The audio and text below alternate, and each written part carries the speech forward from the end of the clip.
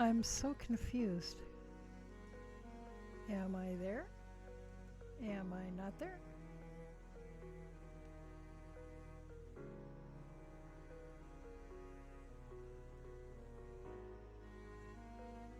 Okay. Oh, hey, maybe I'm there. Is anybody here?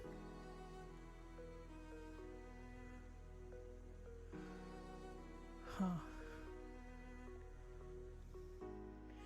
What the heck?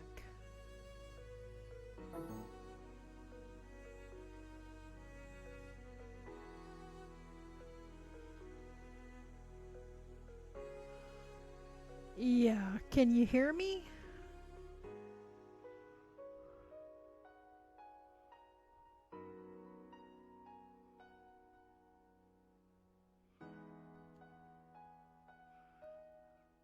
That is so weird. Okay, can you see me?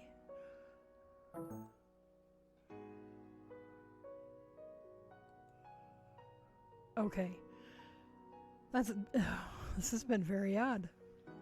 I was on and then I wasn't. And then Streamlabs said I was, and Twitch said I wasn't, and then Twitch said I was, and Streamlabs said I wasn't.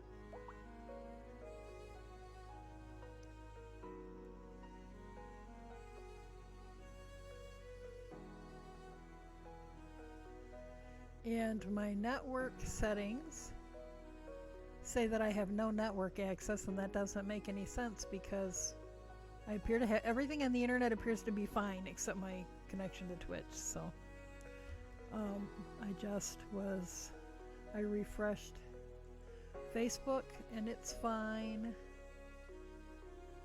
And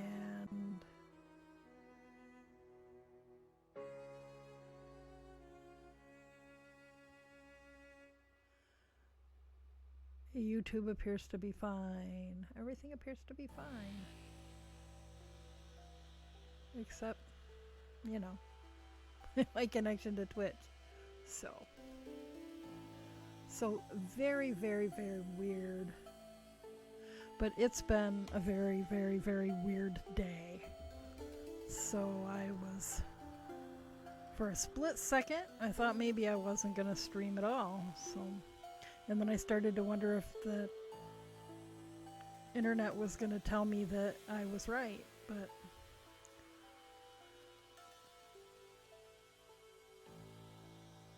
oh, it's so weird.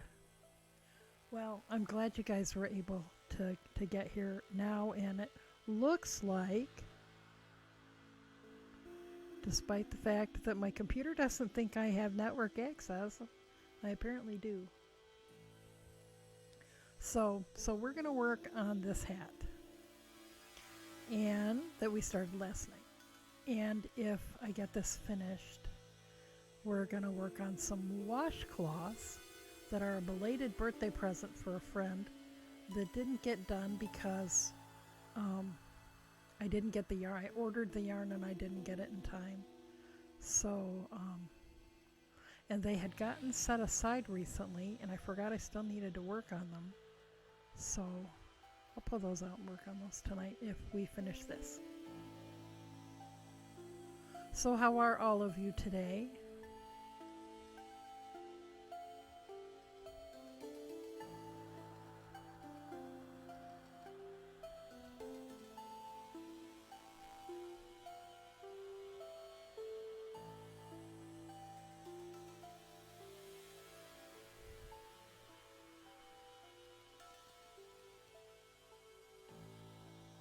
Fiber Mage is spinning, yay! And Made on the Hook is okay-ish. Yeah, I think that's about where I am today, okay-ish. I'm annoyed and anxious, and yeah. Feeling a bit burnout. I'm sorry.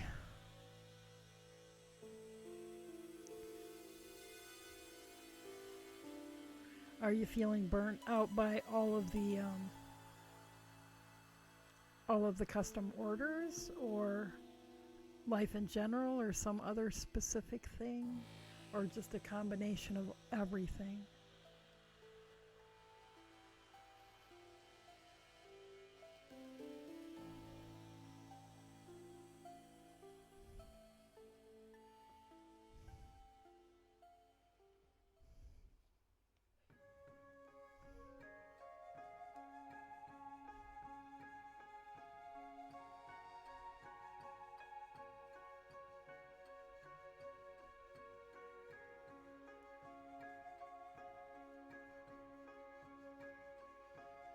So, but I figured I needed to come here because I always feel better after I hang out with you guys.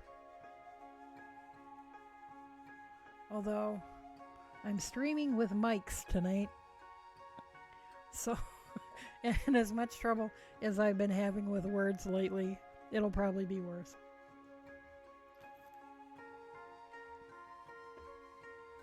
I'm only gonna have one though, because that's about all I can handle. You could crochet all day, every day, just tired of all the things that keep you from crocheting all day, cleaning, changing diapers, etc. Yeah, well, I'm glad that my husband had one in his fridge upstairs that was, he's got a dorm fridge in his little man cave office thing. And I was like, I'm gonna go stream. Do you have any cold mics? It's like, yes. As a matter of fact, I do. And I'm all out of Pepsi, so I couldn't do that. That's the Pepsi with real sugar is my guilty pleasure.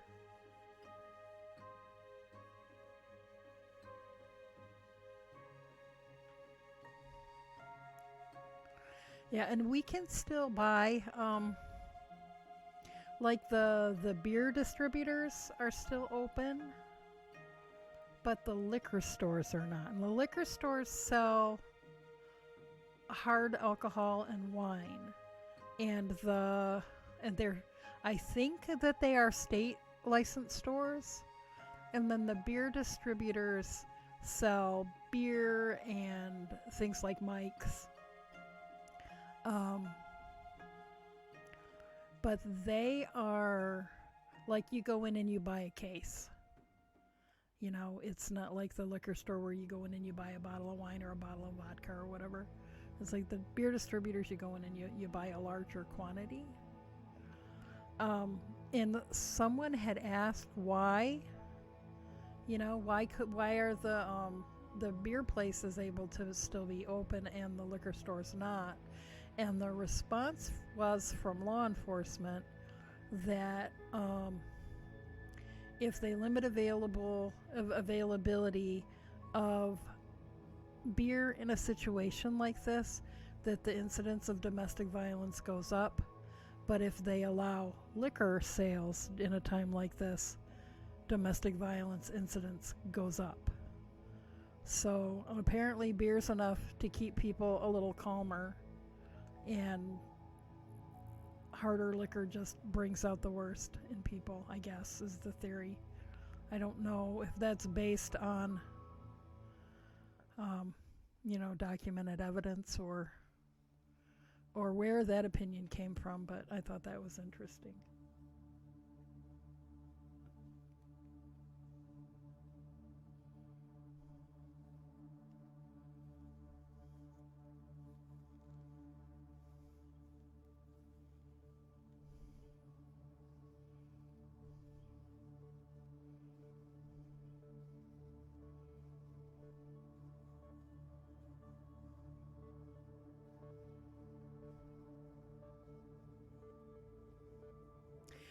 Yeah, yes, I wonder that too. I mean, has someone actually documented, in domestic violence reports, when there was alcohol involved, whether it was beer or whether it was some other kind of alcohol? I'm curious. Maybe somebody has made that distinction in the documentation.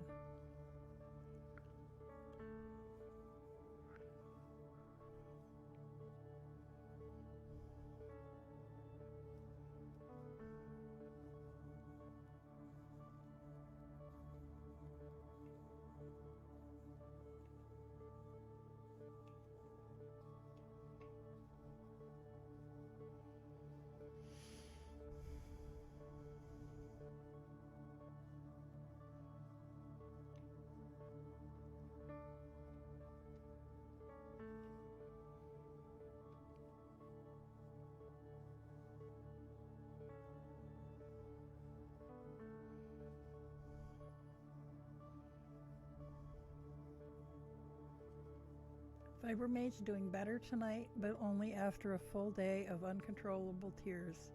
And your hubby stayed home from work to make sure you were okay and help take care of the kiddos so that you can work through it. And not once did he complain. That's awesome. You know, I'm glad that you had the opportunity to just do what you needed to do.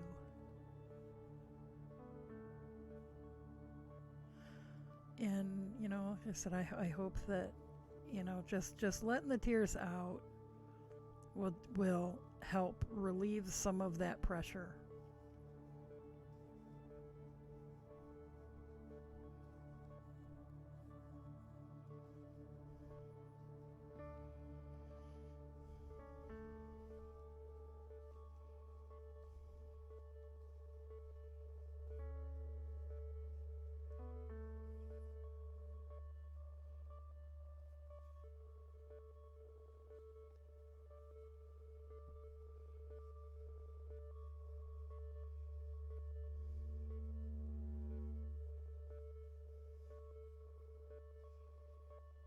You know, and I'm glad that we're building a community here where we can be supportive of each other.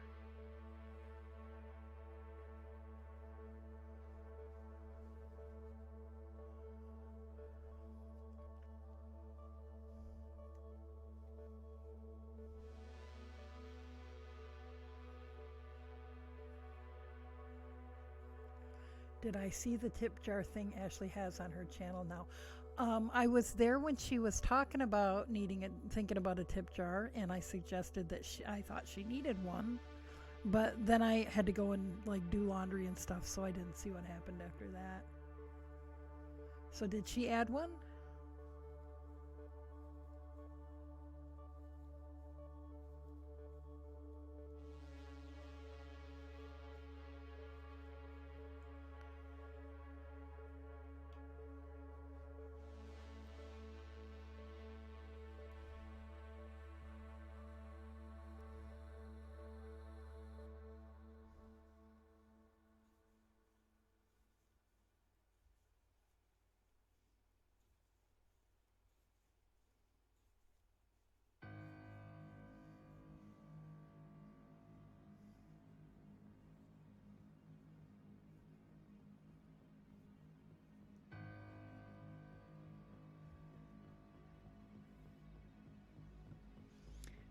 I was just gonna say, wow, I bet you there's a lot of lag because between me talking and you guys responding is a long time.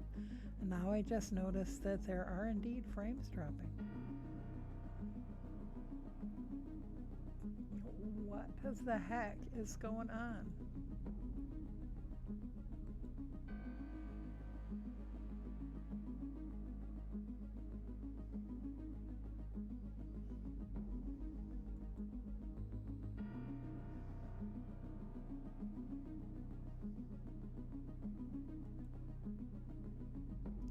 Well, you know, I think it might be me. It's almost like because my network thingy still shows.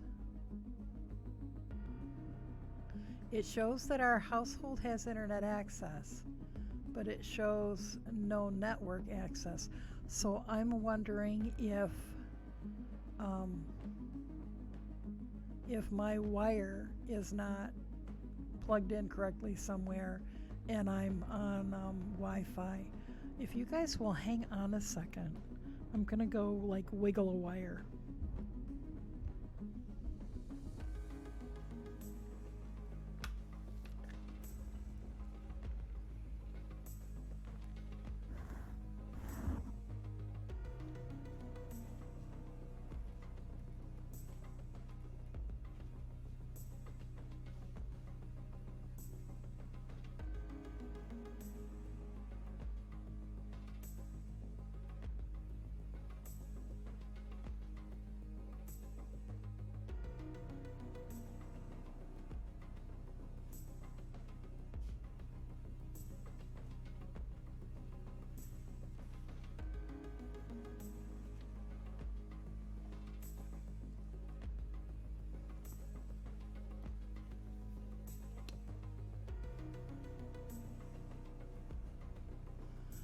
Okay, it still says no network access. So I might be on Wi-Fi tonight, and that just might be the way it is. If it is, I'm sorry. But I don't show any frames dropping right at the moment.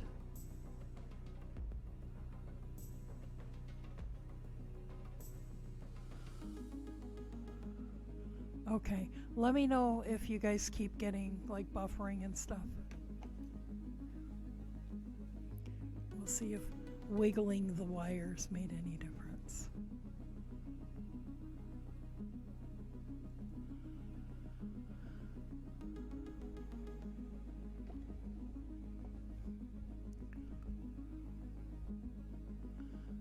Okay, and FiberMage says still not okay, but she's better. And you know what? Better is better than not better. Even a little better is better than not better at all.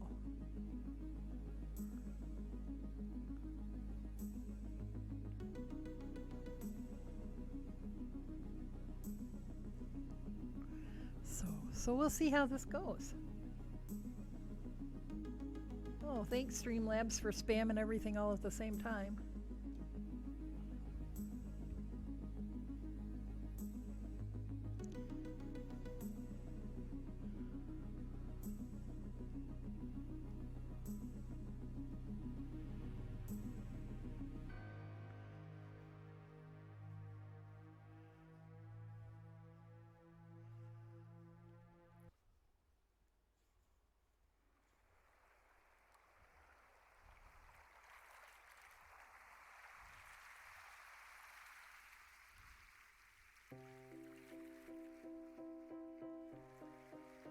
Posted pics of what you're doing in Discord. Well, let's take a look. Whoops. That's not the Discord button. That's the Discord button.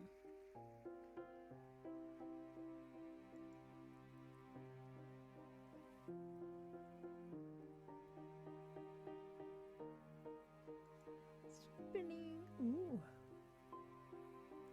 Oh wait, I saw some of those already. Okay.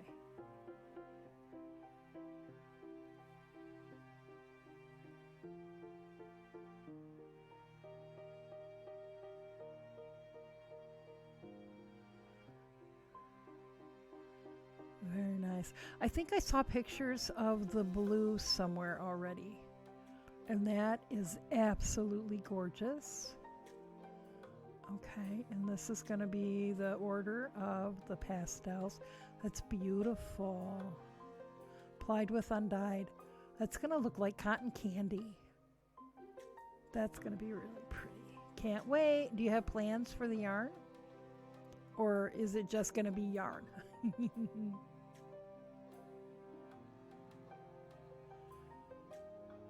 Oh, thanks for that made on the hook. Because you know that's the one thing that Streamlabs hasn't spammed in the last couple of minutes.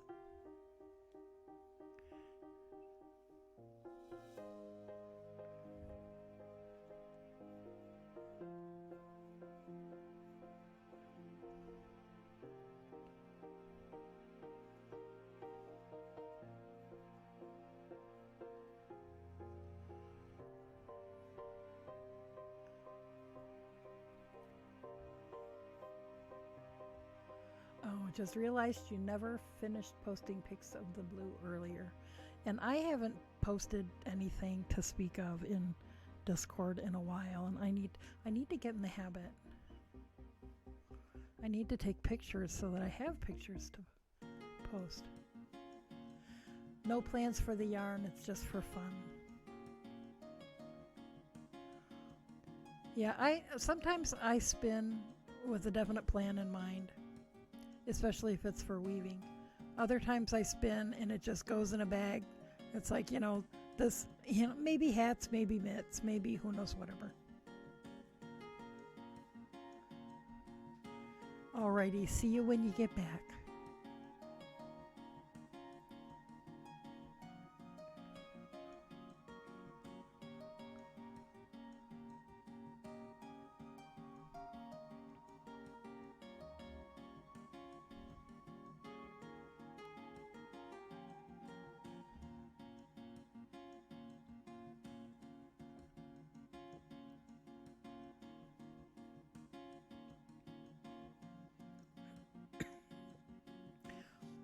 Are you still working on the lamb made on the hook, or did you get that finished?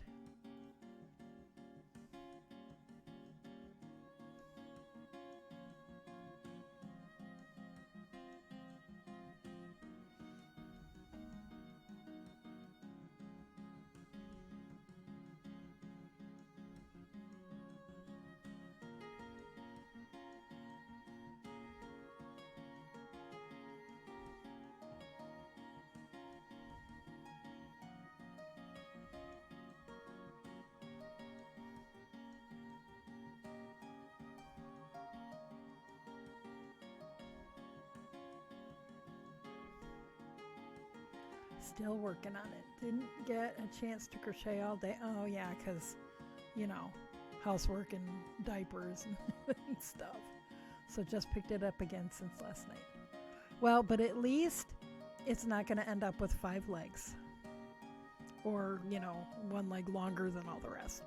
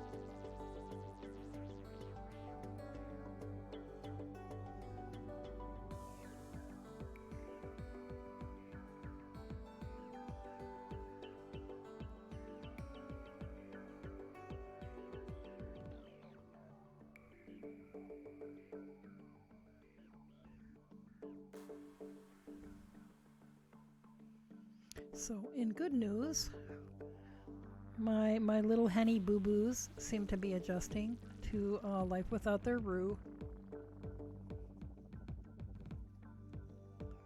So that's good. Well, welcome back. So yeah,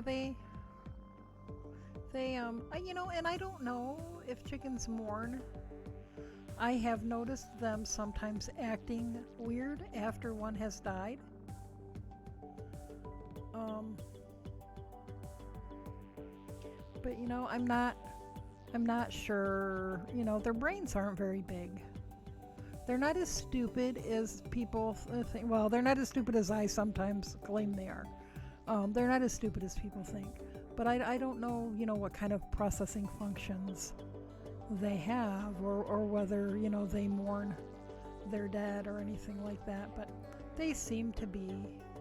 I think it's been about a week now, and they seem to be behaving like chickens. So I think I'm more weirded out about it than they are at this point. But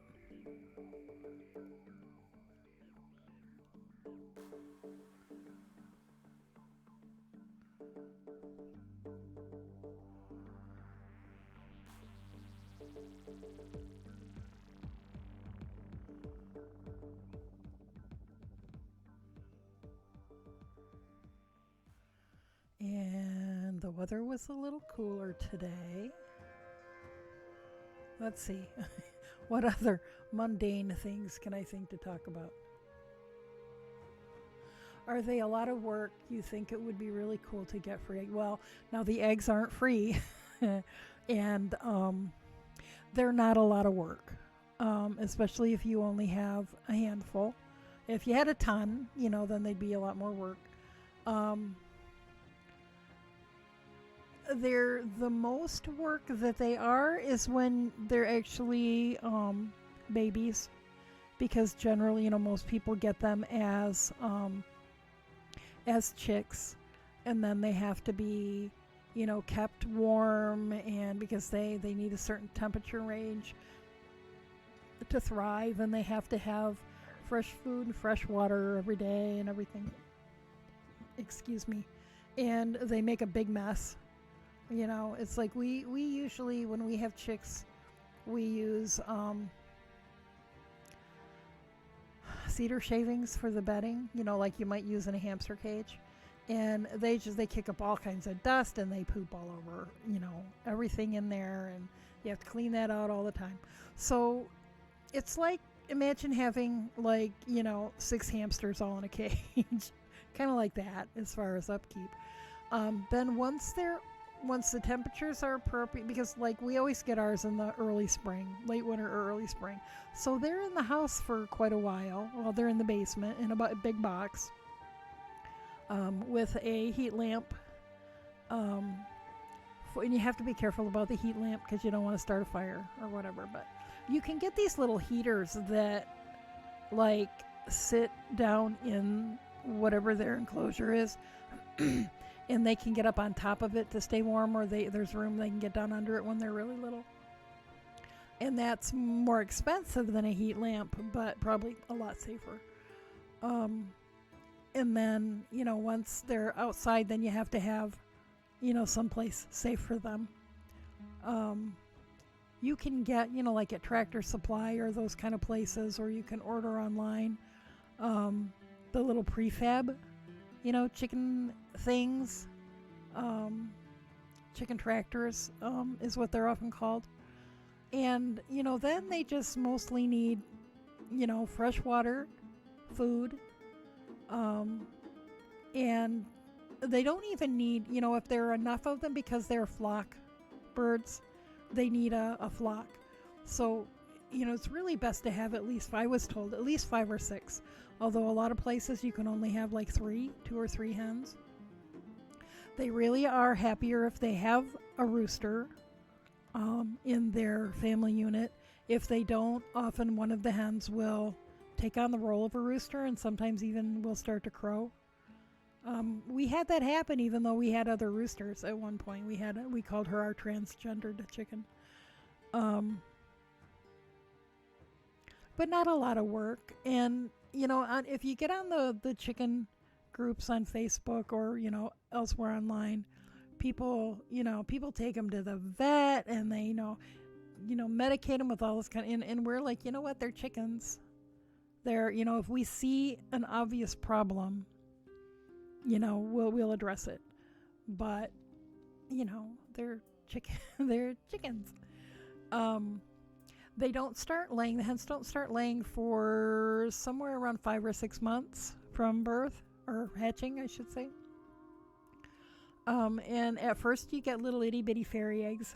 And then, as the hen matures, the eggs become normal size. The average hen lays, of most breeds, of egg laying breeds, the average hen will lay 4 or 5 eggs a week. Depending on how many eggs your family eats. 3 hens might produce all the eggs that you need. If you eat a lot of eggs, then, you might want more. For us, our chickens they're not really pets, but they're more than just livestock. If that makes sense. I'm not exactly sure how to explain the relationship that my family has with them. For a lot of people, they really are their pets with the benefit of eggs. For some people, they're just livestock, and there's no emotional connection at all. We fall somewhere in between.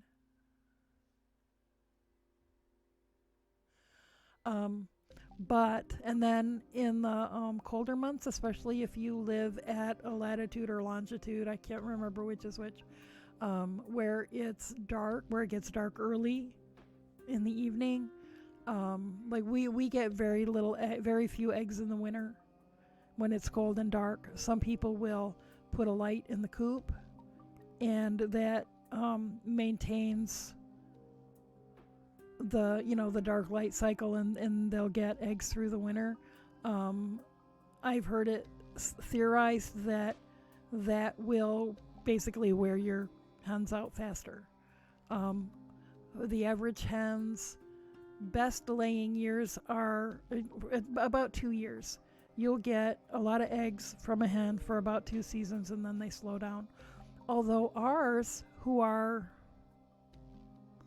4 and 5 years old, seem to be picking up again.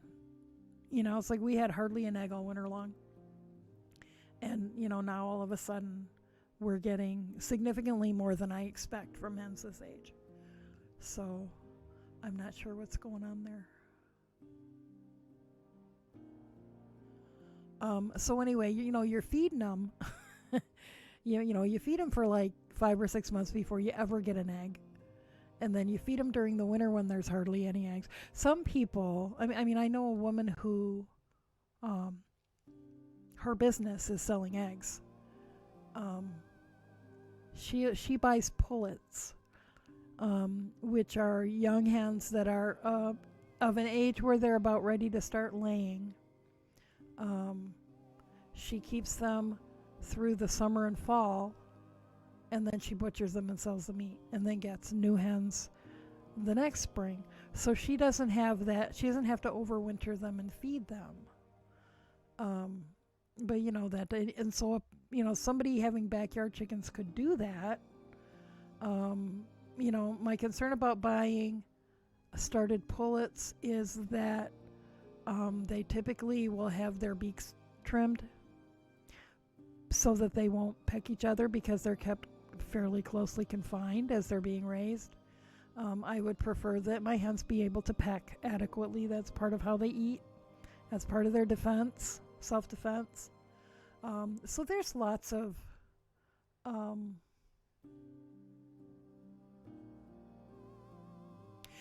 yes, some people will do that. You can, and we've considered, by the time they're old enough to stop laying, they're going to be kind of tough, and they're really only suitable for making soup out of. At least that's what my family always did when I was growing up. Yes, our chickens they're not. I have a friend whose chickens are much more spoiled than mine, but mine are pretty pretty happy. And we have not been able to. I'm the only one in my household who grew up eating the chickens, and nobody else in my house would be willing to eat our chickens. And several of them had said they're not sure how comfortable they are with me eating our chickens. So far, none have gone into the freezer. But there are specific breeds, like most of the people who raise chickens for meat, they're a hybrid. The Cornish cross is the most common, and they're raised to be very heavy meat birds and to mature very quickly. And if you don't butcher them by a certain length of time, it's not uncommon for them to develop health problems, because they can't really, their organs can't really support their mass once they get past a certain size, if that makes sense. At least that's what I've read and what I've been told. But the meat's more tender before they're a certain size anyway, so but you can't really buy those chickens and save a couple of them for egg laying, because they're just not going to be be healthier or happy. If you want eggs, I recommend that you look for breeds that are either egg-laying breeds or dual purpose. And the dual purpose will have less meat weight than a meat bird, and but lay fewer eggs than an egg breed, if that makes sense. So it's like it's a compromise. But I also go for heritage breeds mostly, just because I'm a nerd that way. So I'm not knitting, right? So, and I saw back there, Fiber Mage said she's just spinning tonight, so won't be super active in chat. That's fine. We know you're here.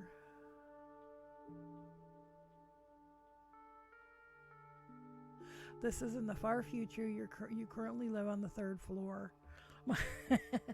My mother-in-law used to live in a condo in Seattle on, I couldn't tell you what floor, but she had a lanai, and she thought about having it. Apparently it's legal to have chickens in the city in Seattle, and apparently always has been. Probably since the Second World War, a lot of places allowed people to have a few hens to help with food rationing and stuff. But she had thought about having a few on the lanai. I don't think she ever did. I'm sure I would have heard all about it. Those damn chickens, they make so much noise. They make a mess. They do make a mess. And if you let them free range in your yard, you will not have grass. They are excellent tillers, and they will dig up everything. And whatever they don't dig up, they'll eat. Which is why I have not been successful at growing tomatoes in my backyard so far. As soon as they start, chickens are they're predators, basically. And they're really attracted to the color red. And as soon as the tomatoes or the strawberries start to get a red blush, they peck them. It's like, well, okay, I guess you guys get these tomatoes now. And then whatever tomatoes the chickens didn't peck, the groundhog got. Silly groundhog.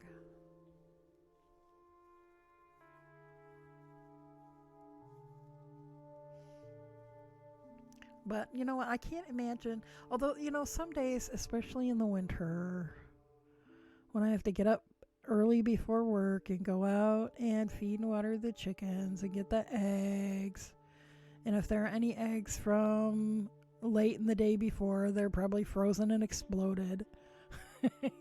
Yes, eggs will explode if they freeze hard enough. Well, not like explode, but they crack and sometimes I rue the day I decided to get chickens, but then it gets to be this time of year and I'm so happy I have chickens. But to be fair, the chickens aren't very happy about the frigid winter temperatures either. They are not amused.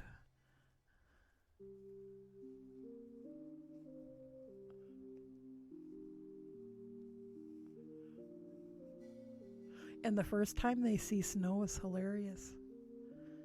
You open the coop door in the morning and they all run out and then they all run right back in.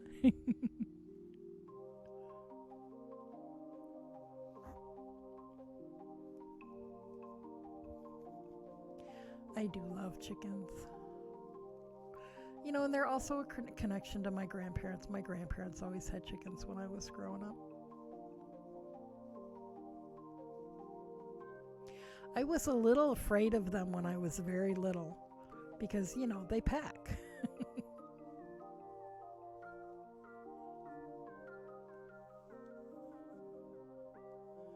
Generally speaking, when they peck at you, they're not trying to hurt you, they're just curious. And that's one of the ways that they learn. Like babies put things in their mouth because that's one of the ways they learn about things, and chickens peck.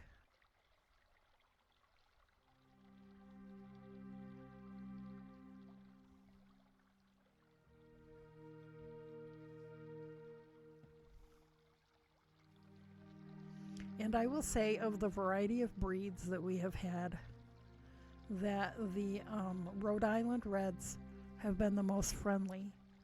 They're like a little pack of puppies that follow you around the yard. Of course, they're hoping you have a treat, but they're friendly. If I'm sitting out in the yard, they'll jump up on your lap. A lot of the other breeds have been a little more standoffish, less inclined to be willing to be picked up and that sort of thing. But if you start with them as day-old chicks, or, however old they are when you get them at Tractor Supply, they won't bond to you the way they would if you were the first thing they saw when they came out of the shell, but they will they'll see you as, rather than just seeing you as the person who brings the food, they'll see you as a part of their flock. Your grandparents have chickens, and your 2-year-old is obsessed with them. And they are obsessed with her because she will give them like 10 pounds of mealworms. Oh, mealworms. That's chicken candy. Yeah, I bet you they like her a lot.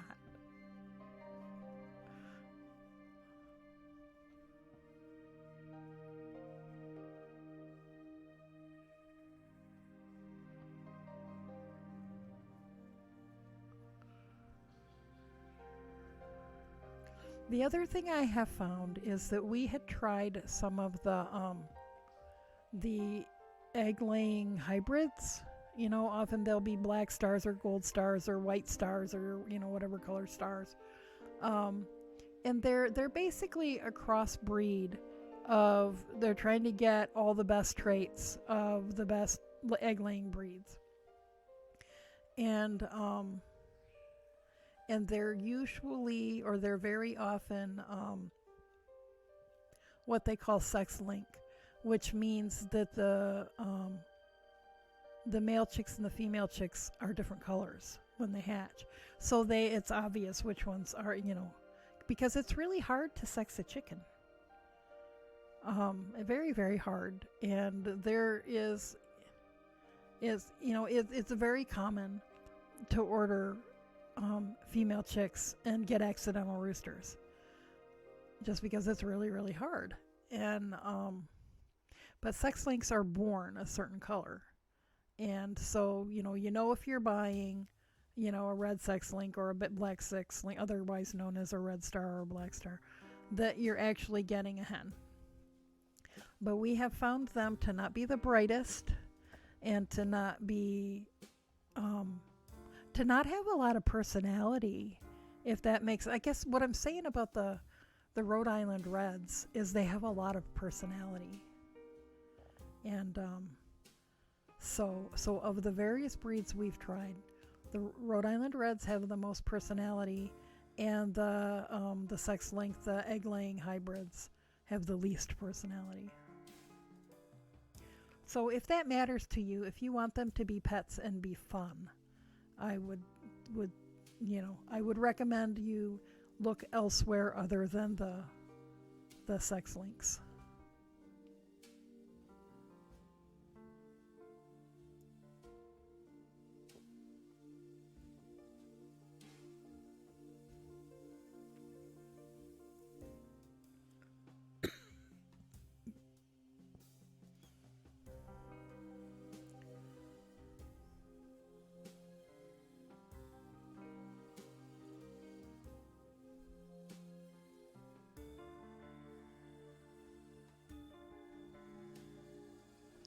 Yeah, and mealworms are expensive. I had thought about raising them for our chickens, but apparently it's a very smelly operation. And I don't really have a good place I could do something that's smelly and gonna offend my family. Not even if it would make the chickens very happy.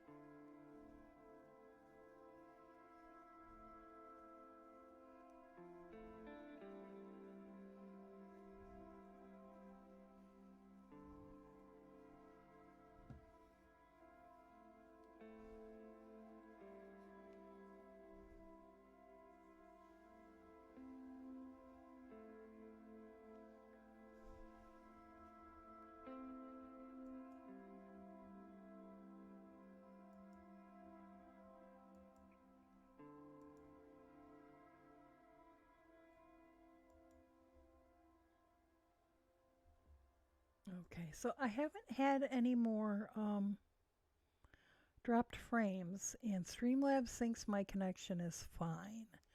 Has anybody continued to have any trouble?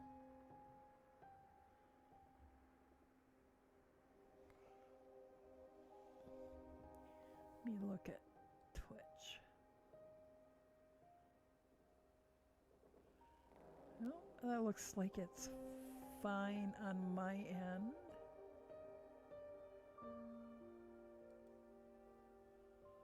Okay, good. Because my network thingy still says I have no network access. Which should mean that I have no internet access, so I'm not sure what's up. I tried to order my new table for my new computer, and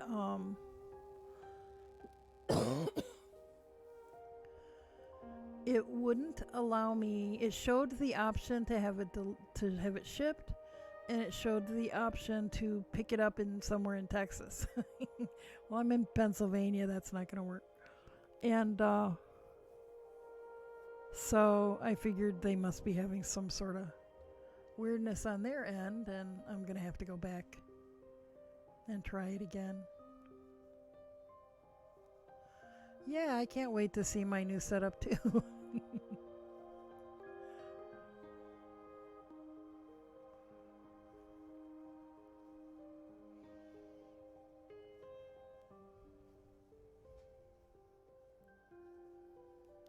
Yeah, the computer and the monitor have been here for like a week already, but I don't have anywhere to put them.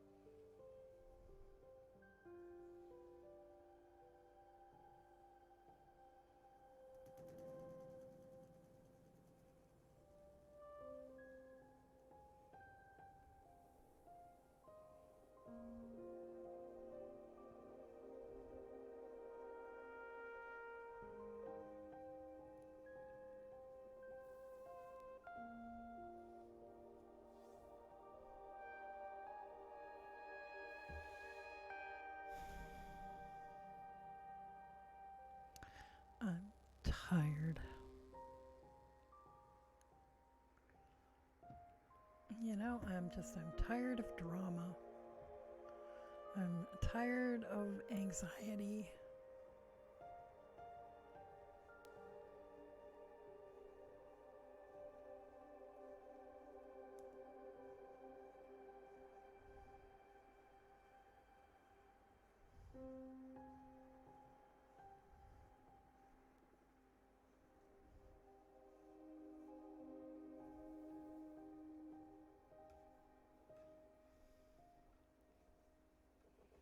Yeah, and I'm tired of people's temper tantrums. You make your choices and you deal with the consequences. You don't get to have a temper tantrum in my book. You can go home and have a temper tantrum. You don't get to try to drag me into a temper tantrum because you don't like the consequences of your bad choices.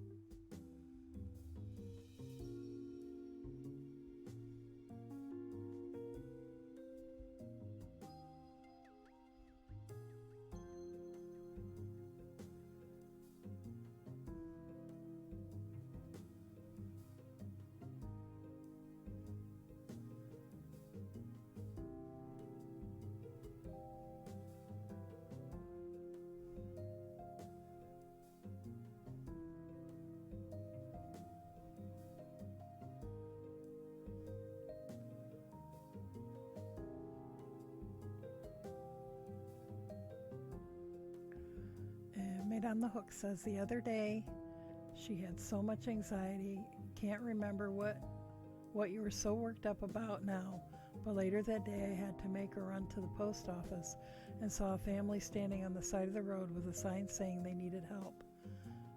That really made me step back and get some perspective. Things could be worse. Yeah, yeah, and I know, but somebody else's big anxiety doesn't invalidate somebody else's small anxiety.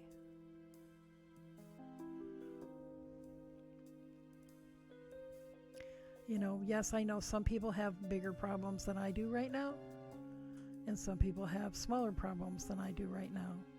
But my problems still are valid. And yes, things could be worse, in my family structure, social unit, whatever, right now. But they could be better, you know.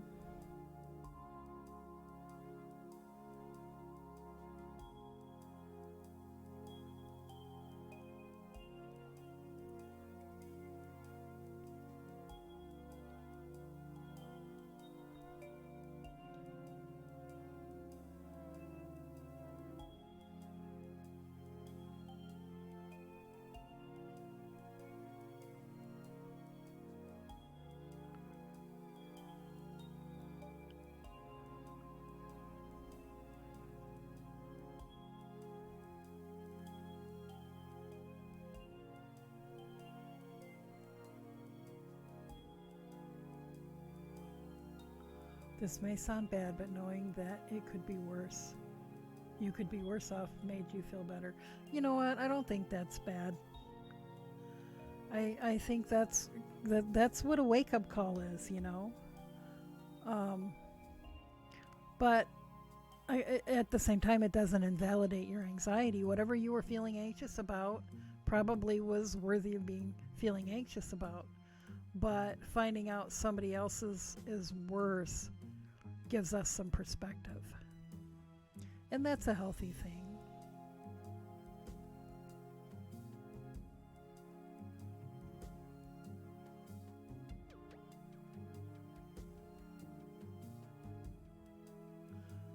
Yeah, and so it made you focus on the good instead of dwelling on the bad.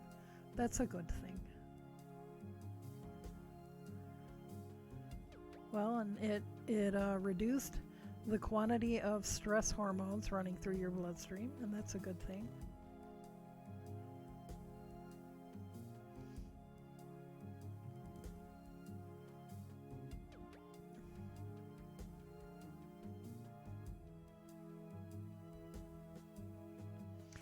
And that's what I'm doing, and I'm aware of that. I'm trying to look at the blessings that I have. Hi, birding mom. Trying to look at the blessings that I have, and trying to focus there. It's just hard when people keep piling, other stuff on.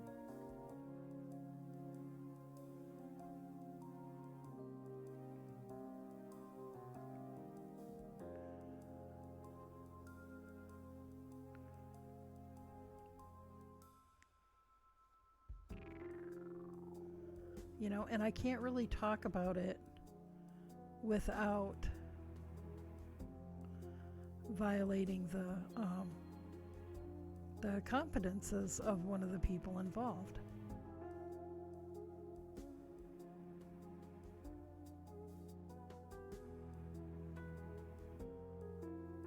Did you hear Turkin?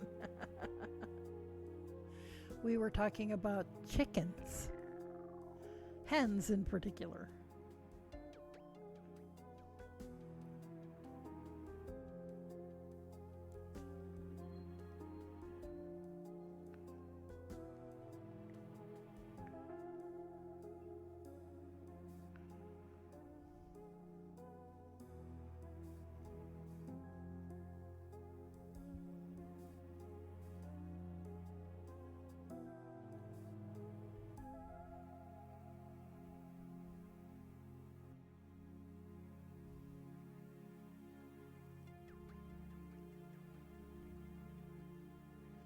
But what it boils down to, in my particular situation, is that there is someone who needs to take responsibility for their poor choices and not,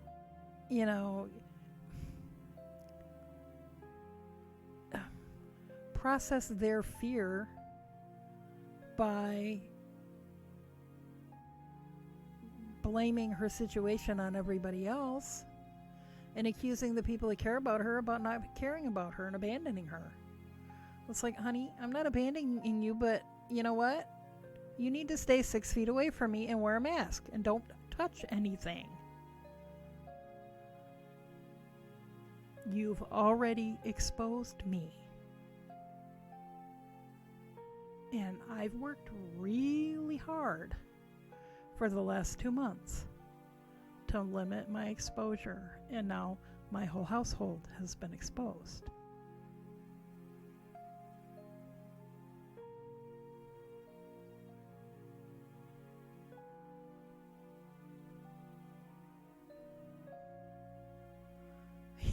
Yeah, exactly. Maybe like a kidney stone, but it'll pass.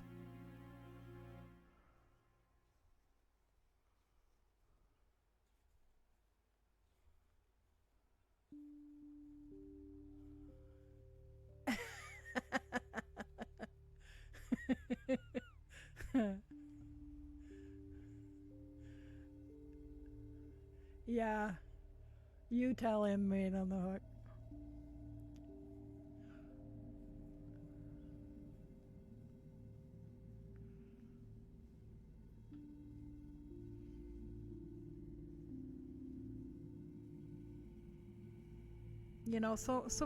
I'm feeling anxious. I'd be stupid to not, be concerned about what hopefully isn't the case. But I'm more annoyed because you know what? This didn't happen because of choices I made.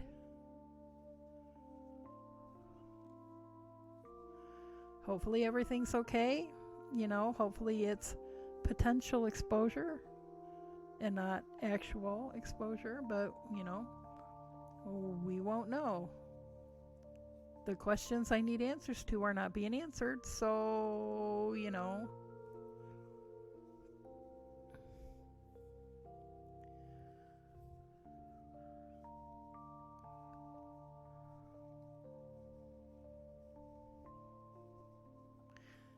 I understand that this person is scared.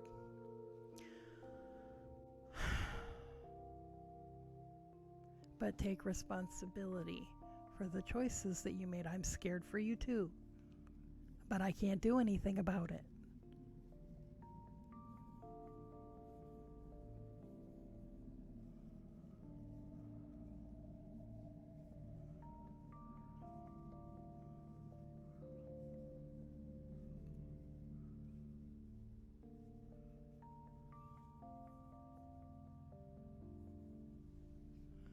You got the virus already?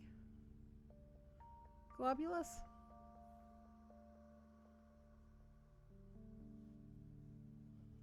Or are you talking about something else?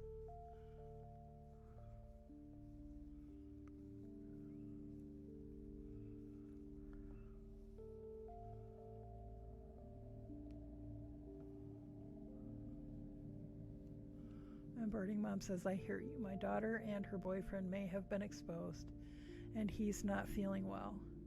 Your mama bear is all upset, but you can't just fly out and take care of her. Yeah. Yeah, and I know that this person is scared and feeling abandoned and wants somebody to come over and take care of her.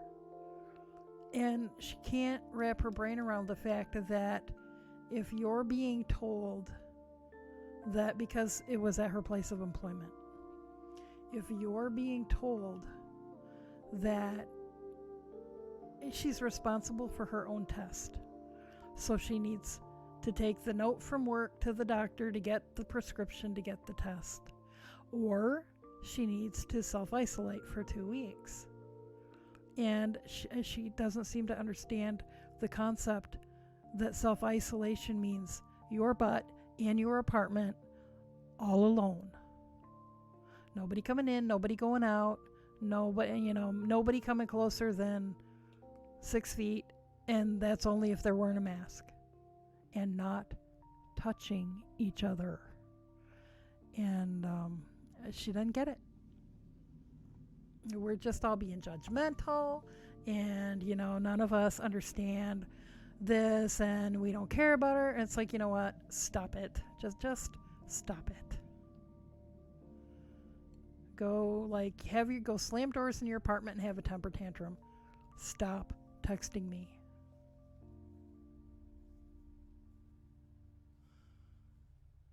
Do not take I can't take ibuprofen anyway because of my kidneys, but everybody else in my house takes ibuprofen.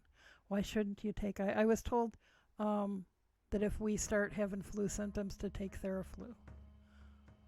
But why not ibuprofen? Is it because of the kidney thing? Because I think one of the things I had heard is, one of the risk groups I'm in is that I don't have good kidney function. And that's why I can't take ibuprofen.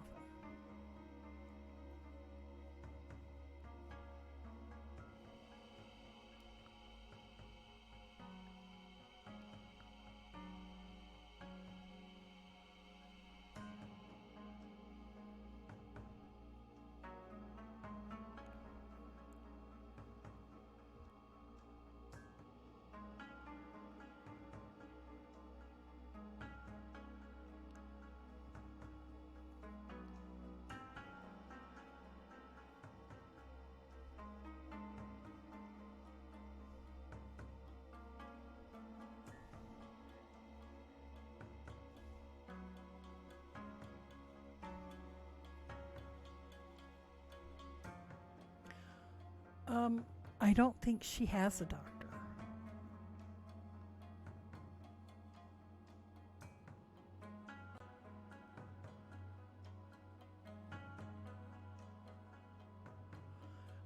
She sent me a screenshot of the email she got from work. One of their residents who's been at the facility for more than 30 days apparently, started complaining of a sore throat a day or two ago. They gave her a test. They gave her the skin poke, the blood test, and that came back positive. So they don't know if she already has had it and just has antibodies, or if she actually is now coming down with symptoms of it.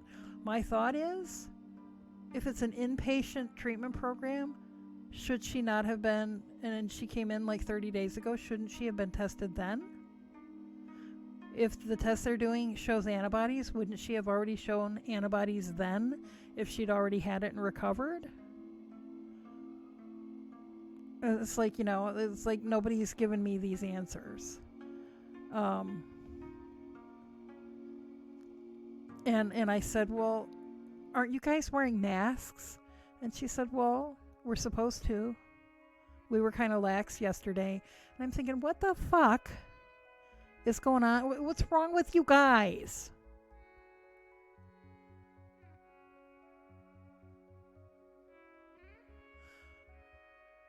Multivitamins and a lot of vitamin C. That's what we've been doing. And chaga mushroom. And I've not been doing that as much. Housemate's been doing a lot of that. Ibuprofen accelerates it. Almost killed you when you took it. I will keep that at the top of the list. Well, 2 weeks quarantine from time of exposure or knowledge of exposure. See, that's I don't know. I don't know. Has she been exposed to this patient, client, whatever, for this whole 30 days and exposed that whole time? Or is this something that this client managed to just pick up in the last week or two? I don't know. Has she been wearing masks when she has been in sessions with this person? I don't know. Not getting any straight answers. I'm just getting the freak out and, verbal abuse because I don't care.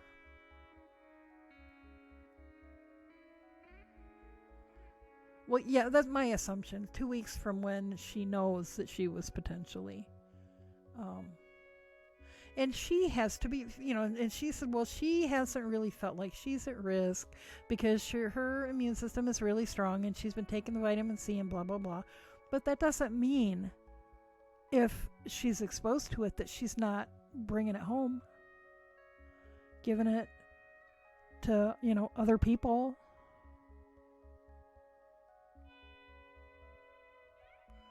Evil Imp, I was doing some research about the test today because my husband said that he's been hearing that there are a lot of accuracy problems. Some of the tests aren't great. For example, one test is showing people after they've recovered having the virus. Well, see, that's what they're hoping is the case with this patient or client, I guess, in this situation. But only when they deep dive the results, they find out those people are shedding dead virus cells, so it's not like they're suddenly sick again. And see, nobody is, I don't know whether this person ever was sick, whether she had it but was asymptomatic. I don't know.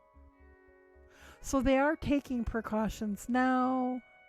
This person and her 2 roommates are confined to their room and they're not coming out for groups but I don't know. I don't know how seriously the facility is taking it. I don't know how seriously my friend is taking it. And see, I think she had just up until yesterday, she had the idea that she's young and immortal, and this didn't really apply to her. Now all of a sudden she's scared shitless and refusing to look at how she may, too scared to look at the fact that the way she's been so cavalier about all of this maybe cause something bad to happen to her and people around her.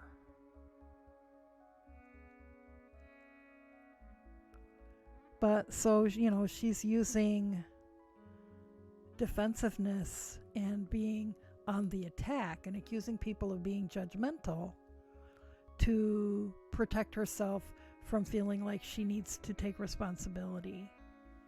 And I'm trying to cut her some slack. I understand that's what she's doing, but I'm still angry.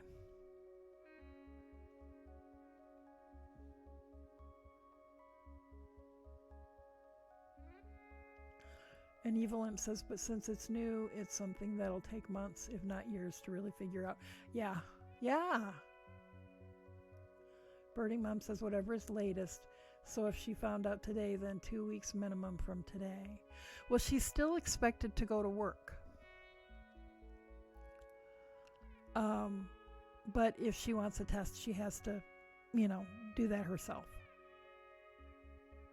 She's decided she's okay, which is stupid. 2 weeks minimum from today.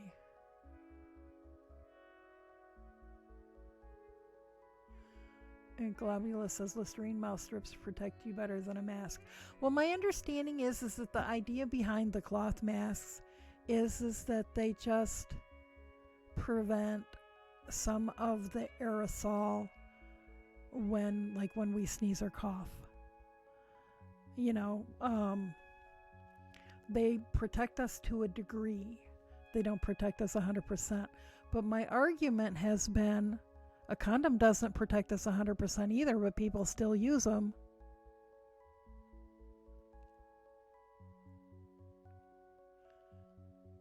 Yeah, it's been around for too short a time for people to know for sure how long you can be contagious if you have symptoms or not.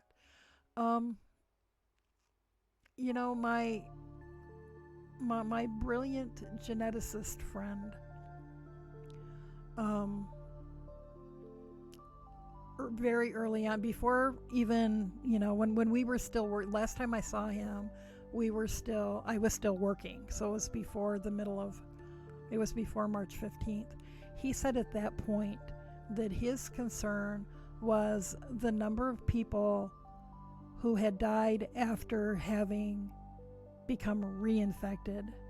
He doesn't think that the antibodies mean that you're safe. So people are like, oh, well, they've already had it and recovered, so they're cool. And he's like, I don't, I'm more concerned that people who've had it, if they get it again, those are the ones that are going to die.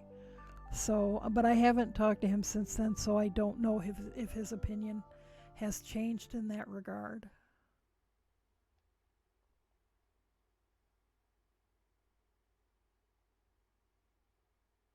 You can shed the virus orally through the eyes and through waste products. And people don't get the thing about the eyes. I've known a long time that, rubbing your eyes is a good way to catch somebody else's cold. But I guess a lot of people don't know that.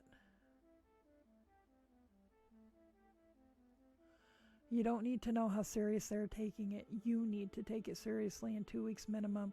And if she hates you for it, that's her problem.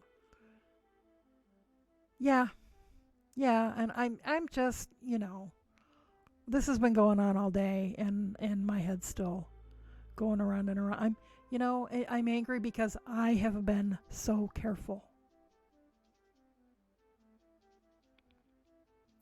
And it was somebody else's nonchalance that may have exposed me. Hopefully it hasn't, but you know what? I don't feel good. So who knows how long this has been. I have a cough and a sore throat and a scratchy throat, and my ears are bothering me, and it is peak allergy season. And these are symptoms that I could have this could be just because of allergies. But finding out that I may have been exposed in the recent past doesn't make me feel any better, if that makes sense. I am not due to go back to work for 2 weeks anyway, so there's that. But, I had hoped to maybe go down to the yarn shop sometime this week and practice social distancing. But now I don't feel like I can do that. I need to stay home. I don't necessarily need to stay in my house. I can go out in my yard. But I don't feel like I can go out into public because I feel like that would be irresponsible. So yeah, I'm taking it seriously. The rest of my household is taking it seriously. She's having temper tantrums. So she is closely associated with my household. And, yeah.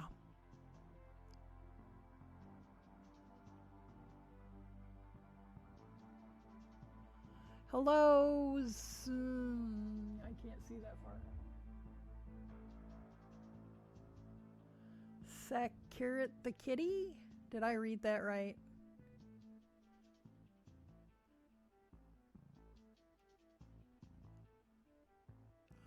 What happens when COVID-20 comes? You know what? I don't know. All of my very smart friends are like, what happens when there's a pandemic? Just about the time everybody thinks it's over, there's a second wave, and that's often worse. So, we're in that place where even though it's not over, a lot of people are acting like it is. It's like, oh, I get to go back to work now. I don't have to wear a mask. It's all over. Whatever. It's like, okay, well, you go ahead and think that. We'll just let the universe thin the gene pool. Why do they want to test to see if you've had it before then? Because they think that once you've had it, then you'll be immune. Not everybody's on the same page with this. Not all the researchers are on the same page. Not all the doctors are on the same page. It's too soon. We don't know yet. But I'm hearing it said over and over that there is not a herd immunity to this. And that's one of the opinions that's given by people who want to just throw everything open and open all the states back up to whatever is normal. Is that, well, we'll get, old people will die and then we'll have herd immunity. I'm hearing a lot of people saying this. There's no guarantee, there is no evidence yet of herd immunity. So I don't know. If people think you can't catch a virus more than once, look at shingles. Look at the viruses that mutate. Well, look at the common cold. You can pass that back and forth with your partner all winter long, or, whenever you get it.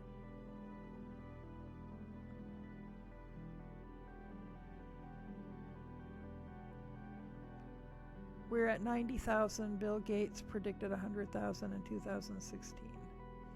Evil Imp says, I try to tell myself that this sickness has levels to it.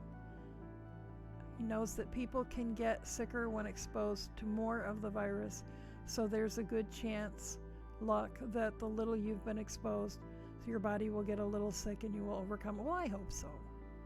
But there's finding evidence that even people who are asymptomatic are still showing signs of organ damage. So you cannot even know that you've been in contact with it or been sick with it and still have organ damage. You know what? I already have organ damage. It's not just you're exposed to one cell and you're screwed. Whatever luck and your natural immunity may be able to overcome a brief. Well, that's what I'm hoping.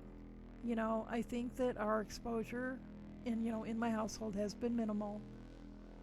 And hopefully this other person's exposure has been minimal. And maybe this is nothing. Maybe this is a false positive on this woman's test. They did the blood poke test, And then when they got a positive result, they did a nasal swab and they sent that out. And they expect to have results from that in a couple of days. Birding Mom says she had to get tough with some family and it sucks. But they have to understand, and that's their problem. Well, yeah, you know what? It's more important to keep ourselves safe than it is to pacify loved ones who don't understand your concern.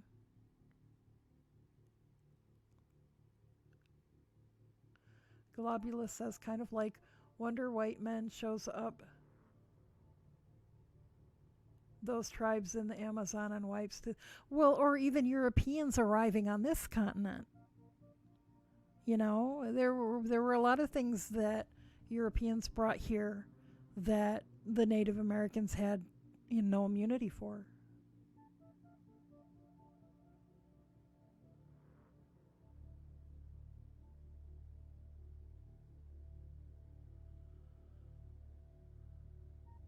If you get exposed, you'll have antibodies that show up in your plasma that will help out other people in the future who get it. Well, a friend of mine who's a doctor got really sick before, things were being looked at even very seriously here. It's like we knew about it, but we didn't think it was going to be a thing. And she had just started a new job and was training for the new protocols and whatever, and got really sick. But because she was new, she didn't feel like she could take off, and so she, being a doctor, was being very careful, and not doing her very best to not expose anybody else. Nobody else was too worried about it. And then after the fact, thought, oh, you know what? I think I had that coronavirus. And then she did test positive for antibodies, and they have taken samples of her blood, hoping to use her antibodies in vaccines. So there is that. If they can make a vaccine that works, I am of mixed feelings about immunizations. I am not anti-vax at all, but I have mixed feelings. And, if they come up with a vaccine, well, if I'll take it or not, I don't know. But we'll see. Yeah, I definitely think they should work on one.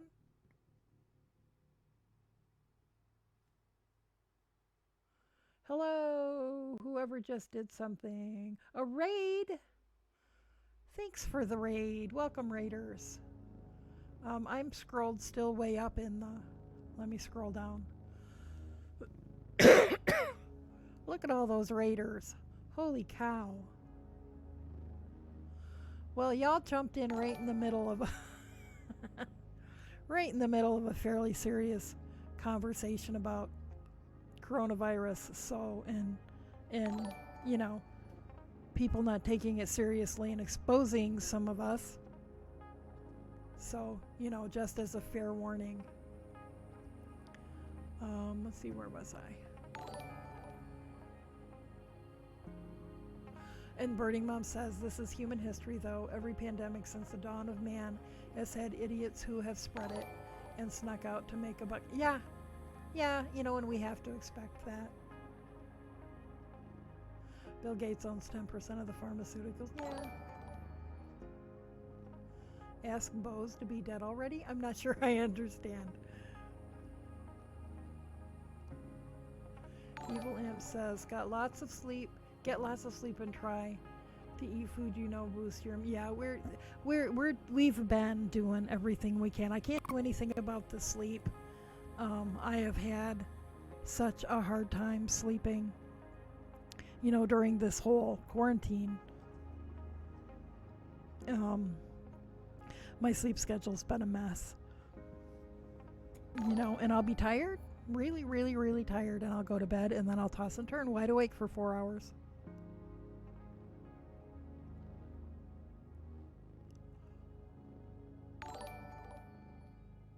You brought cookie dough. Thank you for cookie dough.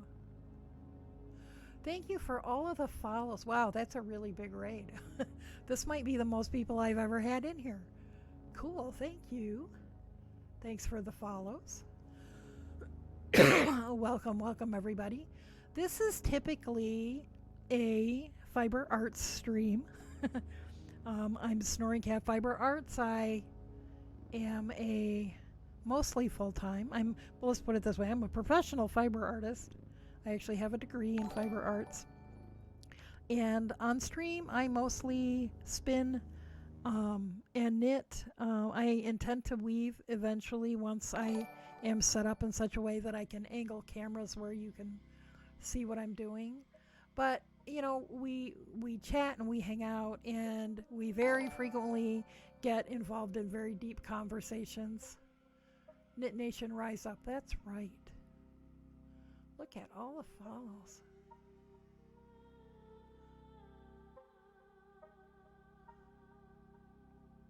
Thank you. Okay, so I'm still working my way down.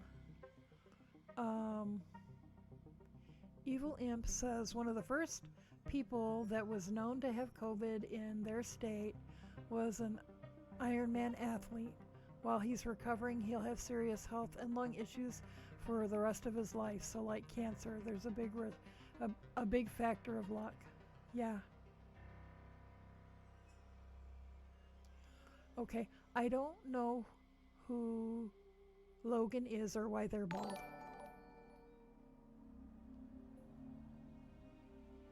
Thank you for the followers. Thank you for the follows. Thank you.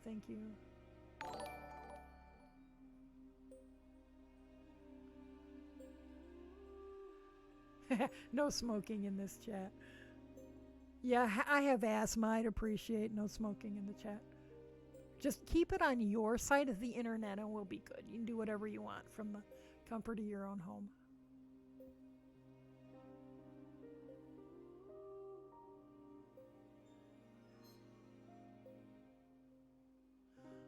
Your 7th grade teacher had something like that.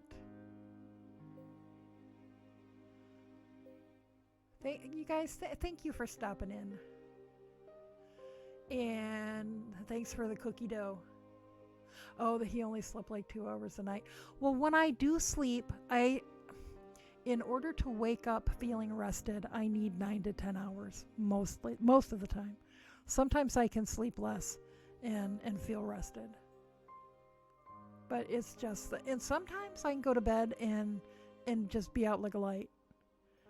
But when there's any stress in my life at all, I have a hard time sleeping. In this last 2 months, I've had a really hard time sleeping. Yeah, so many emojis. I'm still scrolling down, you guys. Thanks for stopping in, all you guys. Wow, and it still says there's 63 people here. Those look like some big braids. If you're talking about on my little slideshow, those braids are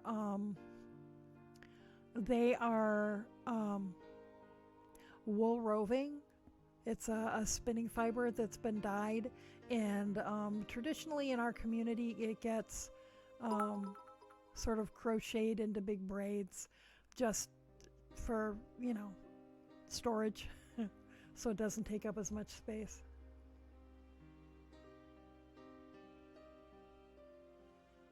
Yeah, the stream is crazy right now. Oh, Logan is the person who ran. That's okay if Logan's bald. My husband's kind of bald too. Such a wholesome, awesome stream. Well, we try to keep it PG-13, but I grew up in the Navy, so I know some words that are not wholesome. And they come out sometimes. Logan loves to knit. Well, awesome. I'm not doing much knitting right now. I'm busy scrolling down the chat. Doesn't want to admit it, but since he rated you, we can confirm it now. Oh, and someone has hosted me. Average is now hosting. Thank you for the host. Okay, let's see where we are.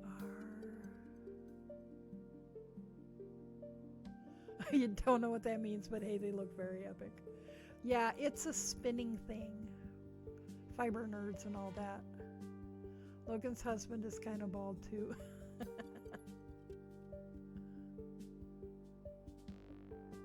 That's fine, your stream wasn't very PG. And another host, thank you. Okay, I'm gonna knit some more.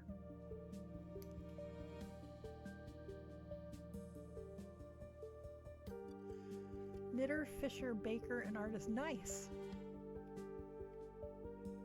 Well, I have an art degree, which some would say makes me an artist, but I mostly do textile sorts of things. And I'm not a fisher, but I like fish. I do bake. So we have some things in common. And also a farmer. Well, I have chickens.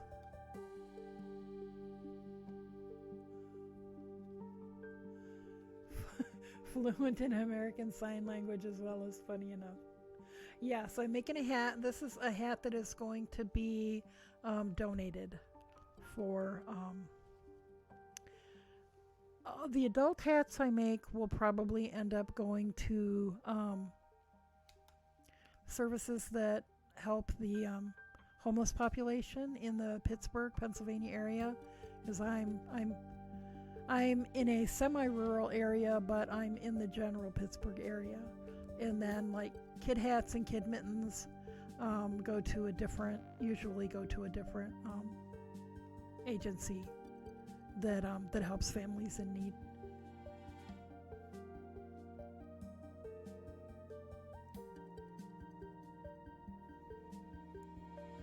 I think you skipped a donation. Did I miss something?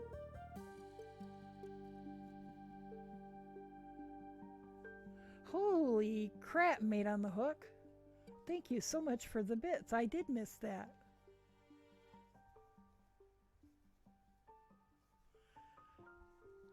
Made on the Hook likes to make my day.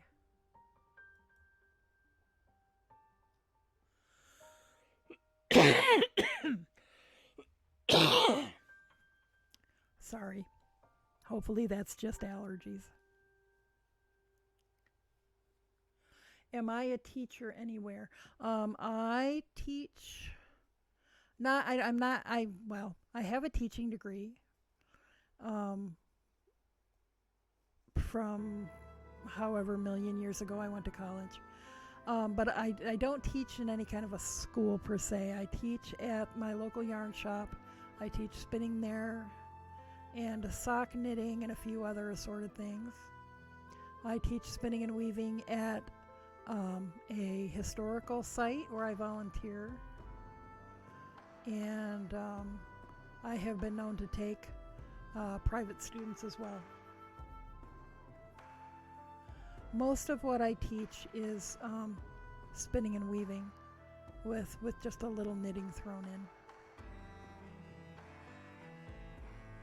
in. And I am happy to answer, like if people in my stream have questions about projects they're working on where they're not understanding something a pattern is saying to do or whatever, I'm always happy to help try to figure that stuff out.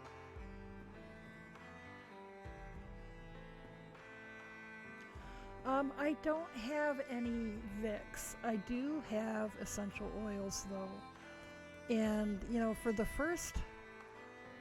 probably the first 4 weeks that we were home, I was diffusing lavender and eucalyptus much of the time. And then I stopped for some reason. I think when the weather started warming up, I started feeling less like I needed to work so hard about things, and so I stopped running the vaporizer, and I stopped because a lot of what I was being told early on was to drink a lot of water and drink water frequently because that'll help wash things like out of your throat and whatever, and to keep the air moisturized because that'll help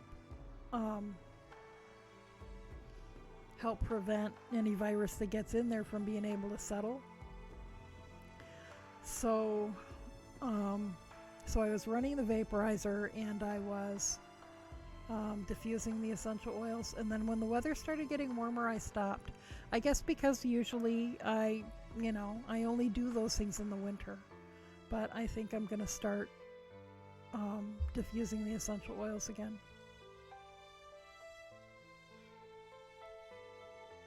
Yeah, yep, eucalyptus and lavender is good for everything. My when I was studying essential oils many years ago, one of my teachers would refer to lavender as the WD-40 of essential oils. It's good for everything.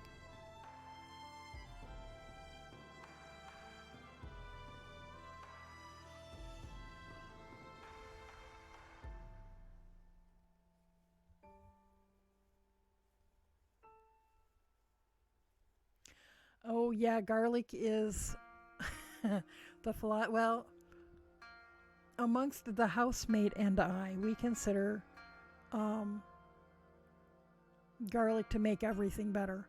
Lots and lots of garlic. My husband, on the other hand, likes garlic, but not in the same quantities. So, yeah, we use a lot of garlic around here, so we're good on that too. Frank's Red Hot, that's a good idea. Or like Tony's seasoning. Yeah, we don't use any Tony seasoning. But lots of spicy stuff. We use a lot of spicy stuff and a lot of garlic. And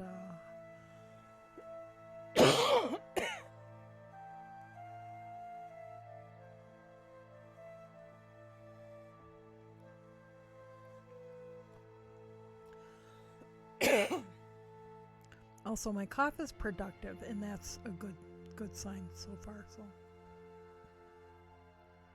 And ginger, yep. Oh god, I love ginger. I keep meaning, I found a recipe to can pickled ginger, and I just need to get the ginger to do it, because I love pickled ginger.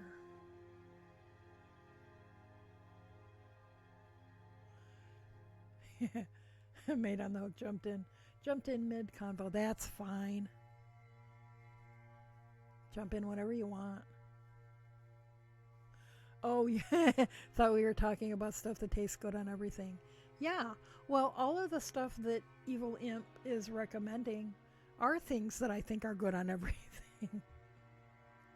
Do you have some good teas? I drink a lot of tea, and I have herbal teas in addition to regular black teas. I actually drink a lot of Earl Grey, which I fell in love with when I was in college in the late 70s. And then, forgot about for a long time. And then, about 3 years ago, all of a sudden I had this thought. It's like, Earl Grey tea, that'd be good. My acupuncturist suggested that maybe, because Earl Grey tea, the flavor enhancer in that is bergamot oil, which is one of my favorite essential oils. And she said, you know what, maybe you just need some bergamot oil in your life. It's like, oh, yeah, maybe that's right.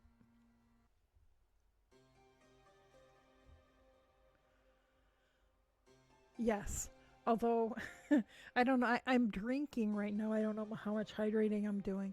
I'm working on a bottle of Mike's Hard Black Cherry Lemonade. But then I have a quart jar of regular lemonade for when that's gone. But I've been hydrating all day, so.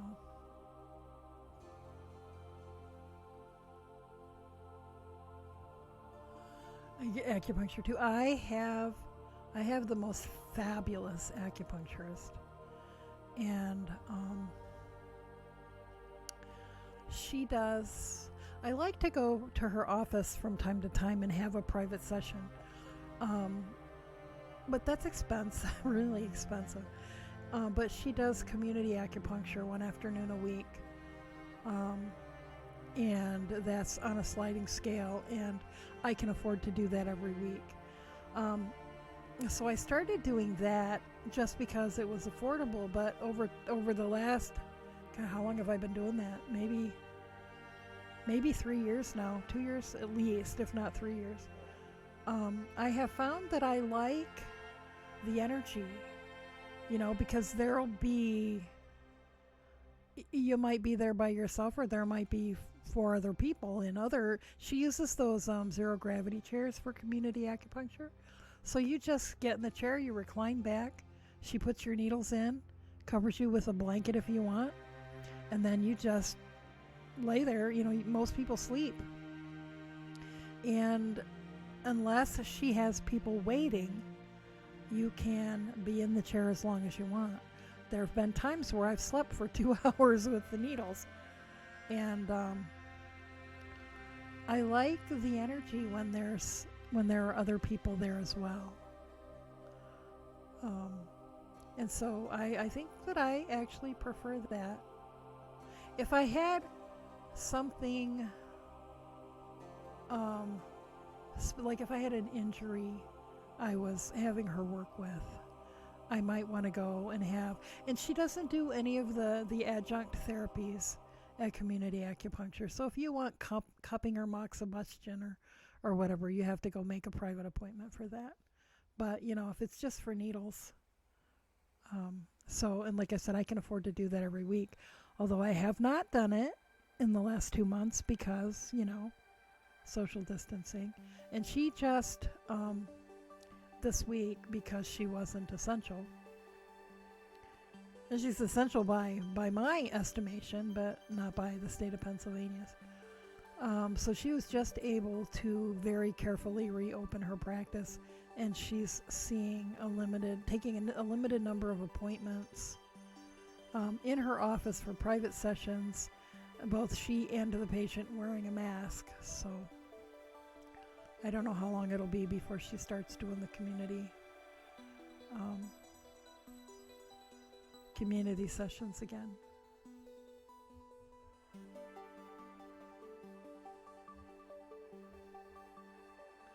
Yep, we call that taking a needle nap. I love taking needle naps.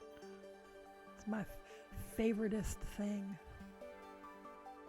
And I really, really think, there are a variety of protocols I've been using. My health started to deteriorate, quite a long time ago. But a few years ago, I started doing the acupuncture every week and several other sort of fringe things. And it's been like night and day. I still am not in anything I would call good health, but my quality of life has improved dramatically.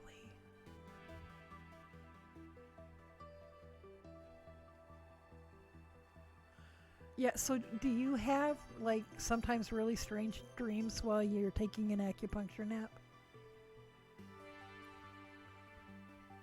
Sometimes my subconscious or my, I don't know what, imagination goes all kinds of places during acupuncture.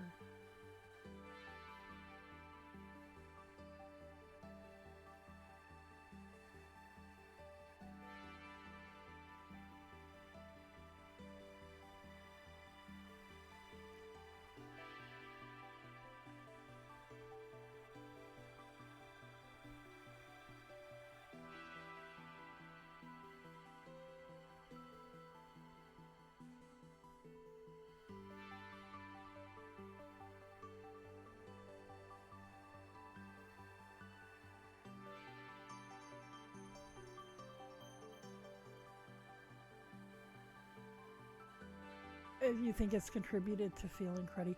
Well, I've been really surprised at how well I have done, because sometimes from one week to the next, I'll be, like 4 days later, I'll be like, oh, I can't wait until it's acupuncture day. And the first several weeks, I did really well, but I think that part of that was just this, the reduction in stress from not feeling like I had to go places and do things. I think that just reduced my stress level so much that I felt a lot better. And then the weather got cold, and that knocks me on my ass. When the weather changes, the weather got cold again, and so then I've been kind of up and down, like my joints and my connective tissue and all the things that are my issues, and but I think by now it's been a couple of months, and I'm starting to feel things stagnating. So, and there are things, I used to be a massage therapist for many, many years. I know things that I can be doing that will help. But, the acupuncture just really opens stuff up and gets stuff moving and balances things.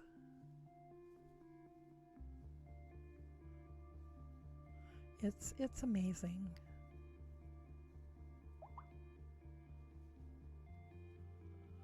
Why does my phone keep... What?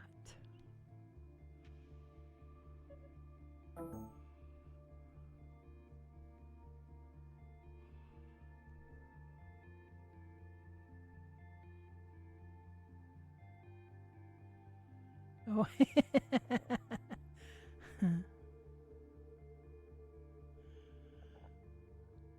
He's my husband.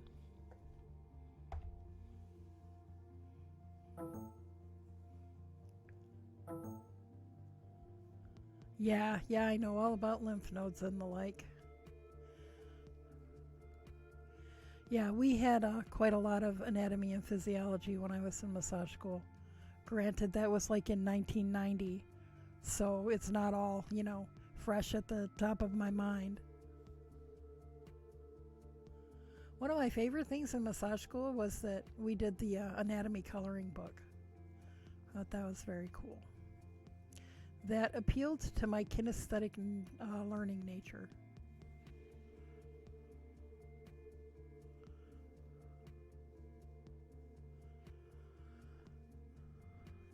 Yep, I went to massage school, and then I did another, like a graduate level year of massage school that focused on subtle energy therapies like polarity and Reiki and cranial sacral therapy and aromatherapy and yoga and all kinds of stuff. And then I did some intensive study of medicinal herbology and some intensive study of aromatherapy. But that was all a really long time ago, and I don't use it on a daily basis. And so a lot of times people ask me a question, and I'm like, you know what, I should know the answer to that. But give me a minute, I'm going to look it up for you. Oh God, I love Reiki so much. I am a third degree teaching master. I have not taught Reiki, and it's been 20 years since I've taught Reiki, but I love Reiki. And I love working with crystals and gemstones and healing. It always amazed me that I had clients who would, come and pay me to put stones on their body. And but basically what I would do would be, lay different stones in different places on the body, primarily around the chakras, and then do, Reiki or Reiki-like hands-on energy work. And I'd be like, what people just really seem to like this. And I didn't really get it until I had somebody do it to me. And I was like, oh, wow. But yeah, boy, I haven't had Reiki in a long time. My acupuncturist and I have been, she's a Reiki person too. And she's actually been developing methods for doing acupuncture over distance using some of the methods that allow Reiki to be done over a distance, and I have not tried it yet. Although I wondered if some of the reason that I have done as well as I have over this time is because she's sneaky Like if she knows I'm broke, she won't let me pay. Um, so I wondered if she was, maybe practicing some of those techniques on me, refining her technique or whatever. Because, she's a good person.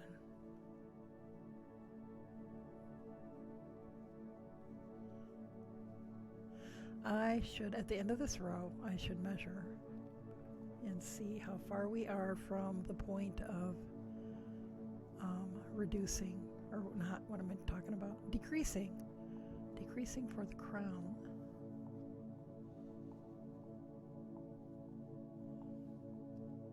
Yeah, sometimes I really, really, really, really miss doing body work, but it's been a long time, and I do work on family and a few friends.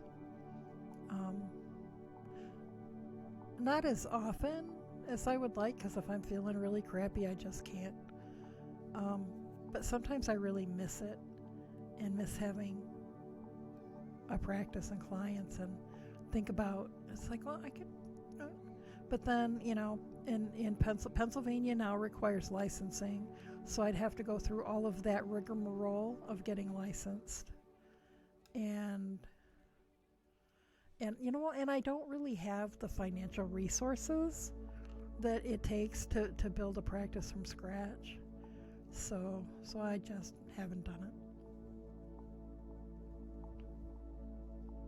it. I could do Reiki, though, without having to get the licenses just for things that, like, manipulate tissue. And Reiki doesn't. So, at least the last time I looked, Reiki doesn't require licensing. So, I may at some point, ask one of the local Reiki people if I could see a client or two in their space. You've never had a massage before? A lot of people have never had a massage before.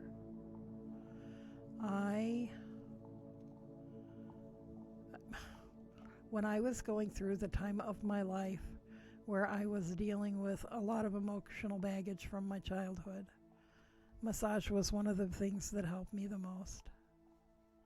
A good massage therapist and a good therapist. And boy, if I had access to acupuncture at the time, that would have been part of it too. And there might be some asshole massage therapists out there, but a good massage therapist, usually the kind of people who are attracted to being massage therapists, aren't judgmental about your body.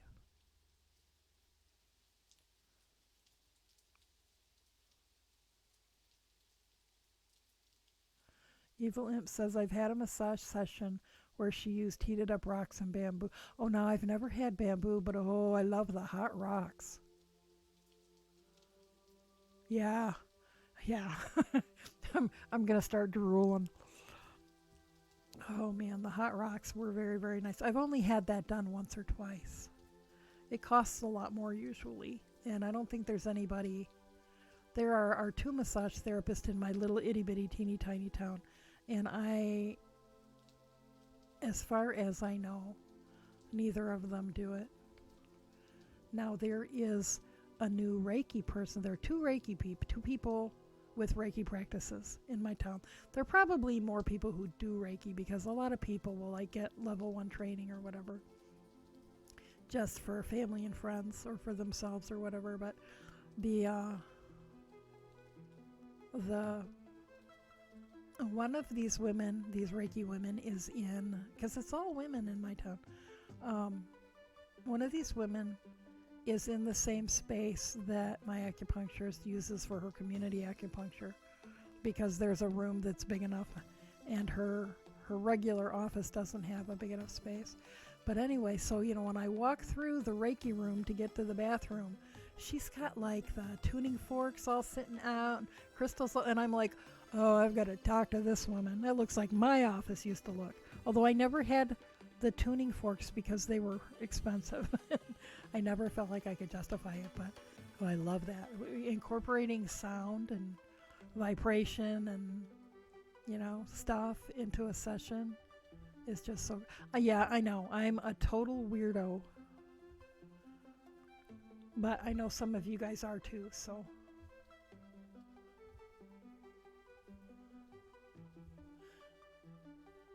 Yeah, a professional massage therapist won't judge and shouldn't do anything that would make you feel judged.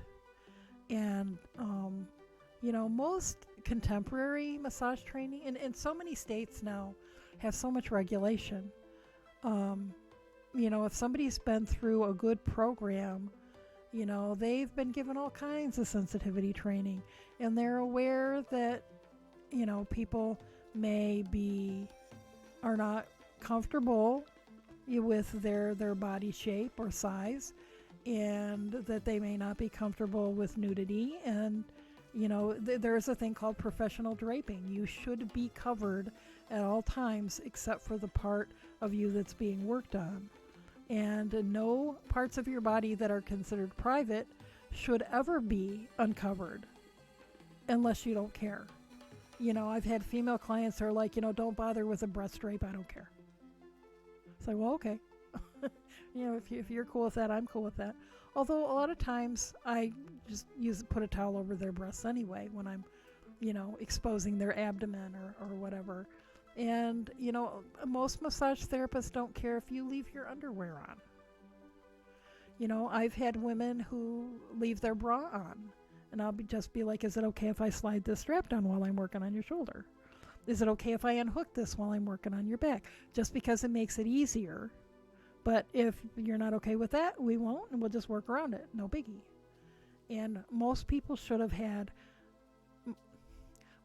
who are still working in the massage industry should have had similar training than that, because my training was 30 years ago. And there probably are not a lot of people still practicing who are older than I am.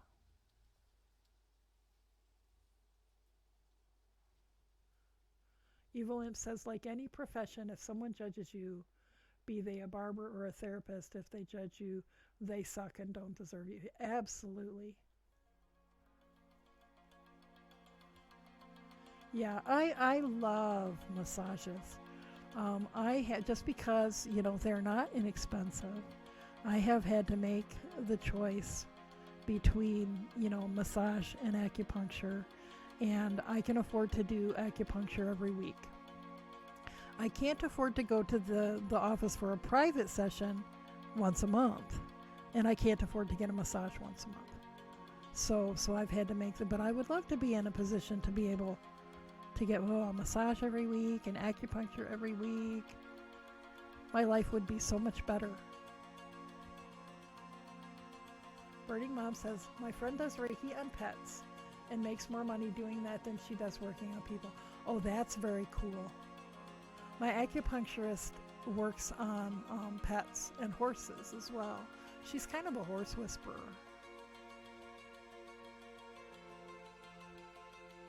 Yeah, it's cool. I'm not sure that I live in an area where people would pay for Reiki on their pets. Although there used to be a pet psychic in town, and she seemed to be busy enough. Okay, I was gonna stop and see if it was time to start decreasing, and I got carried away. Okay, we can go another round around.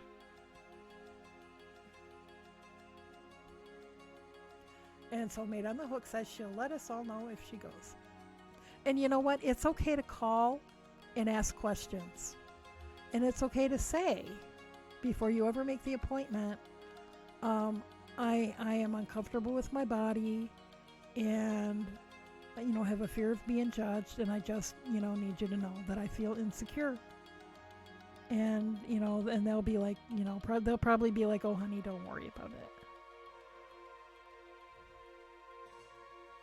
You know what? And a lot of massage therapists are big people too, or have roles or anomalies or whatever. Right. The massage therapist shouldn't mind if unless they're an asshole, and that should be evident before you ever get on the table. That they won't mind if you feel awkward if you bring a friend, partner to hang out and sit nearby or in the waiting room. Absolutely. I had a lot of people would have someone sit. Well, sometimes just because they want somebody to drive home. It's like, I'm not going to be able to drive because I'm going to be drooling. I have had,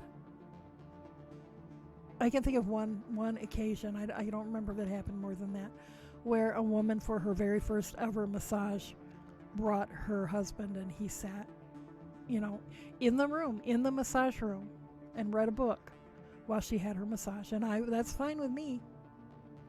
Whatever you need to be comfortable, as long as it's not, as long as it's not going to hurt me or interfere with the process, is fine with me.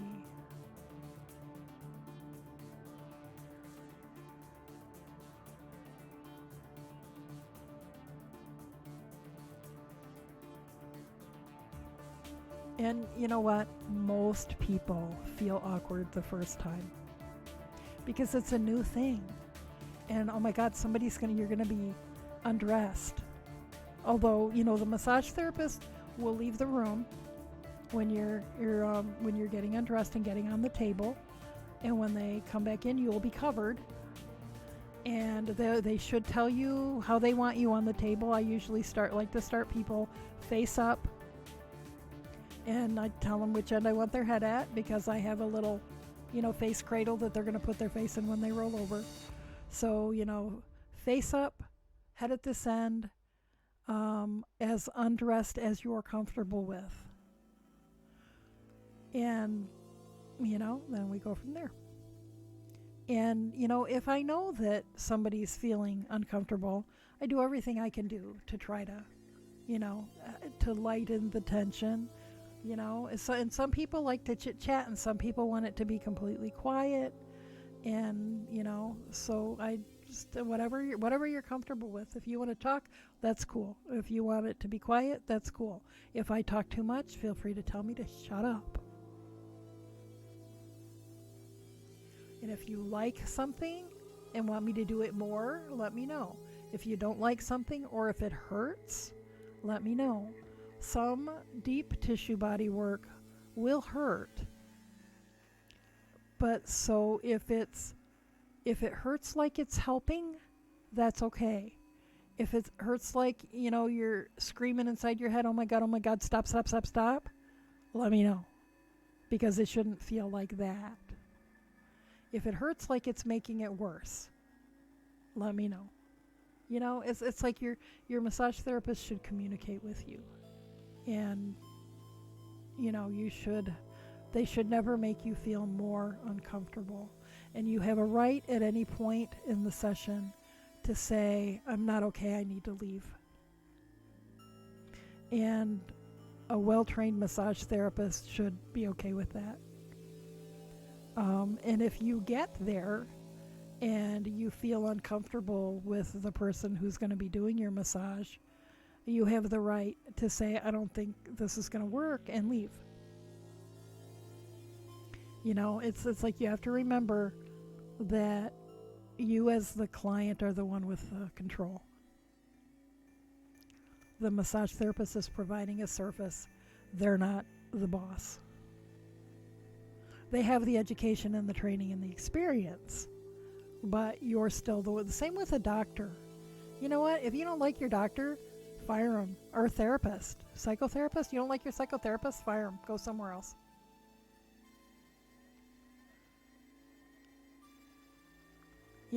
It's like we call the person a client, but yet they're hiring us. Well, yeah, I guess that does make them a client. Our clients hire us. Yeah, they hire us, we're providing a service. They can fire us if they don't like the service we're providing. Evil Imp says, my husband sat with me for my first acupuncture stuff, and I think because he watched me do it, and overcame his own hesitation. Now he does his acupuncture at the same time for his bad back. I've been trying to get my husband to go. He fell at work on I haven't been back in their kitchen, so I don't know exactly how it works, but there's a place where they have to go down some stairs, and he slipped and fell and hit his like his shoulder blade and shoulder, and that was like more than 6 months ago, and he is still having some trouble with it. And I keep saying, go to acupuncture. And he's almost at the point, I think, where once she reopens community acupuncture, he might go and see. And my stepdaughter went once. She wanted to see because she's thinking about it, but she's iffy about needles. And I said, just come in and watch when she puts my needles in and how she approaches me and how she talks to me, and see how you feel. And so I'm trying to get my husband to do that. It's like, if you see it and you think, nope, you can leave. It'll be fine. She's not going to judge you. And I'm not going to judge you. But yeah, my husband he wants me to go with him to his doctor's appointments. There is nothing wrong with it. Partly because I'm the one who remembers the questions to ask. I'll be like, honey, did you want to ask her about blah, blah, blah? Oh, yeah. Of course, I can't remember what questions to ask when I go to the doctor, but it's like, oh, crap, I was going to ask her about that thing. So that's all my opinionated opinions about all that.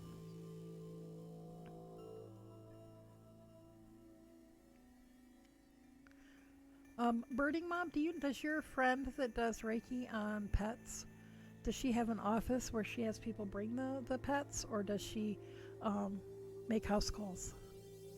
I think my acupuncturist makes house calls for animals, just so they're more comfortable in their own setting.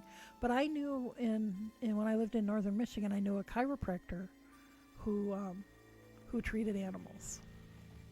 And, so I had a friend who took her dog to his office to see him. We'll see you when you get back, Made on a Hook.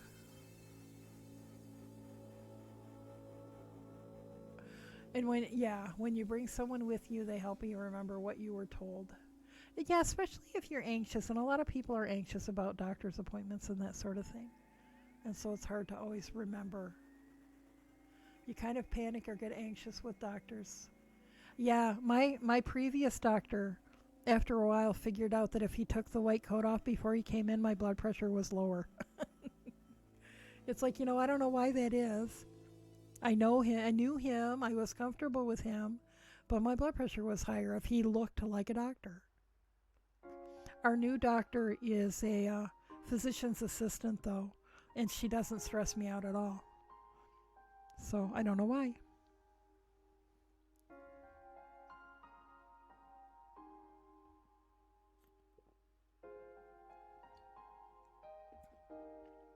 Maybe my subconscious perceives her to be more like a nurse practitioner or something.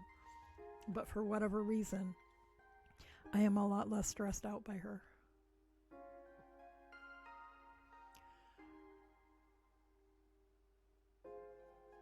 And Birding Mom says to Made on the Hook, decide on what kind of massage you want and find a therapist that does that kind. That's a really, really good suggestion. You have two, one that makes your back relax and one for relaxation. Yeah, because people do different kinds of work. And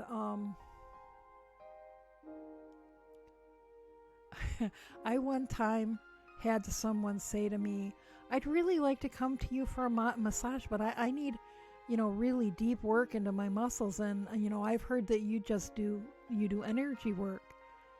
And I'm like, I do energy work, but my massage is very deep. I'll get in there and rip your muscles apart. You can't assume that I don't know. Read people's read people's ads, like if they have a website or whatever, look them up in the phone. Well, not everybody's, it used to be you could look people up in the phone book.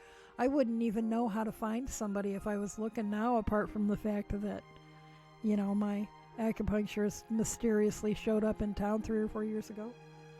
But, read whatever literature they have, whether that's online or printed somewhere, and see how they describe what they do, and then talk to them. And some people want a fluff and buff massage, and there are, which is what I call, they just want a basic Swedish massage. They don't want anything to hurt. They just want to relax. And there are massage therapists who specialize in that. There are people who specialize in sports massage. I had a massage once from a woman who worked in the same practice I did, but she was contracted to, we were in Michigan, she was contracted to the Kansas City Chiefs, and she flew out 1 weekend a month and worked on all the football players. And then she came back, and you did not want to be on her appointment book the first day she came back. The first time she worked on me, I was complaining about a shoulder or something, and she's like, well, I've got half an hour, come on, hop on the table. And I thought she was going to kill me. It hurt so bad. But I got up off the table and I was like, oh, wow. Like, gravity is back where it belongs. Everything is right. But, you didn't want to see her if you wanted to drool on the table. There are people who specialize in connective tissue sorts of things, and people who specialize in lymphatic, or they're all kinds of different work. And then there are a lot of people who are well versed in a number of different techniques. So then you just tell them, this is what I'm hoping to experience, and then they can tailor a session using this technique and that technique to give you what you want, if that makes sense. But yeah, it's like, I agree with what Birding Mom says, knowing that, or maybe you'll have a massage therapist that does really good deep tissue work, and then you have a Reiki person who makes you melt into the table. Or it's like, it's not one size fits all. And practitioners are all different. Even people who went to the same school are all different.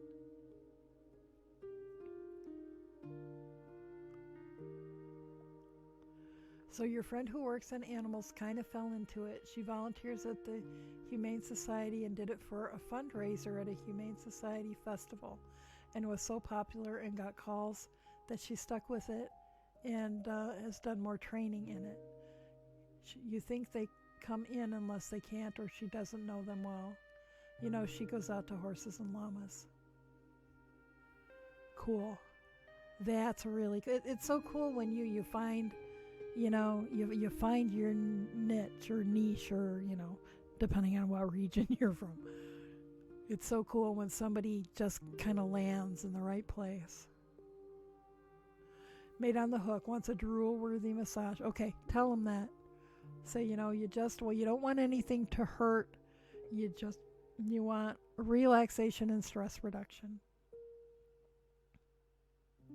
Birding Mom uses Massage Envy, which is small based and not where you normally would think of going, but your back froze up when you were in a new town and you didn't know anyone to get a recommendation. I think it depends. There's a Massage Envy near here too. I think it depends on who the massage therapists are who work there, because I've heard good things about some of them and not so good things about some of them. And I interviewed years ago at a similar place. It was, what was it called? Massage Renaissance or something. But it was a similar sort of place. And, when you interview for a massage job, basically you have a short conversation and then you go give the owner or whoever's hiring a massage. That's your interview. They want to see what you do. And it was so weird. Because the guy was like, hey, no feedback from him. Just I gave him, I did what I do. And he got up and he's like, okay, you know, go wait out in the, whatever. And so I went in and he said thank you and went in his office. And the receptionist was like, okay. And the other people working there didn't look like they were happy. So I didn't hear anything back from them. And let's see, it was like in, I don't know, July or August when I interviewed. And I got a phone message the day after Christmas that said, our schedule's full today. Can you come in and do massages? I was like, what, like 6 months later out of the blue? No, thank you. But then someone I knew worked there for a while, and she said she took home $100 a day every day she worked, but she couldn't ask for days off. She was scheduled, and nobody there was happy. She said, I don't know why people come there for a massage. The energy doesn't feel good. So, which is part of the reason I said, if you walk in the door and you don't like the place or you don't get a good feel from the massage therapist, you don't have to stay. You can say, I'm sorry. I don't think this is going to work out.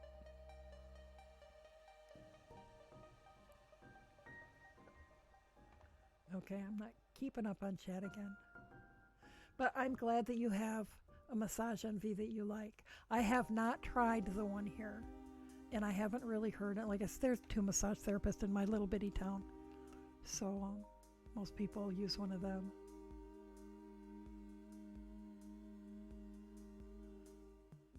It's hard to know if online reviews are honest or not. That's for sure. And sometimes you end up going to see if they're as good as they were reviewed. Yeah, there is a thing where people will leave reviews for their friends, and they're not always honest. Or if somebody will have a grudge of some kind and will leave bad reviews. So yeah, I don't pay any attention to like Yelp reviews and that sort of thing. If I can get word of mouth from somebody I actually know, I'll give that more credit than an online review.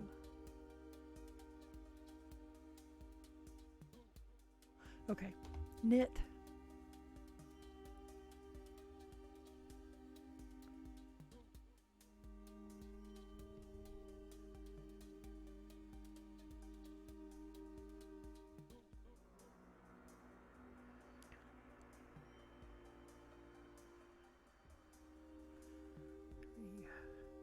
Four, 5, 6.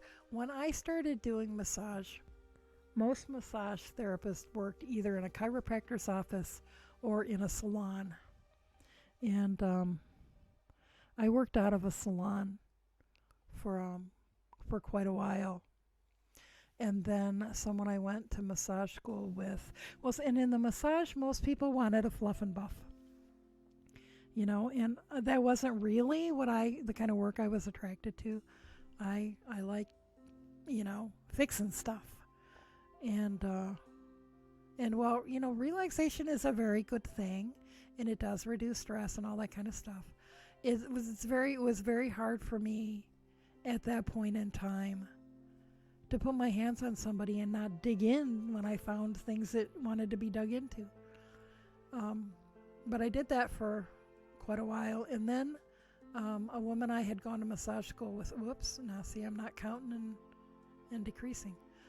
A woman I went to massage school with rented a big space and opened a healing center, I guess you would call it.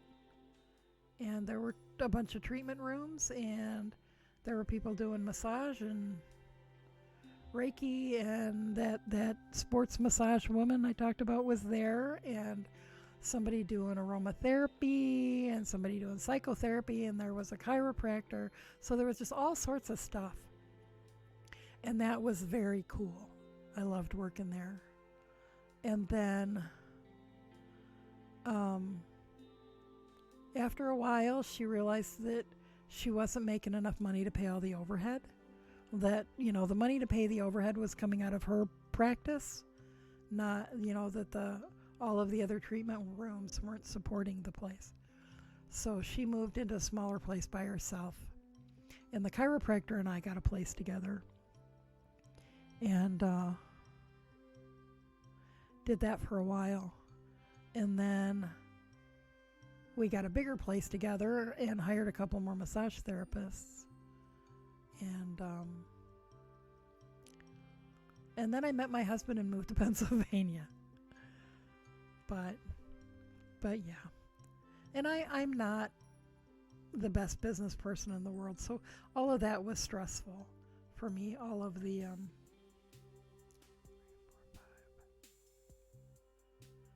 okay, I thought I had done a decrease. All of the business aspects of it.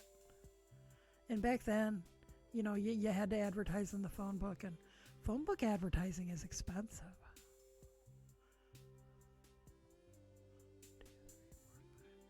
6, knit 2 together. 1, 2, welcome back. 3, 4, 5, 6. 1, 2, 3, 4, 5, 6.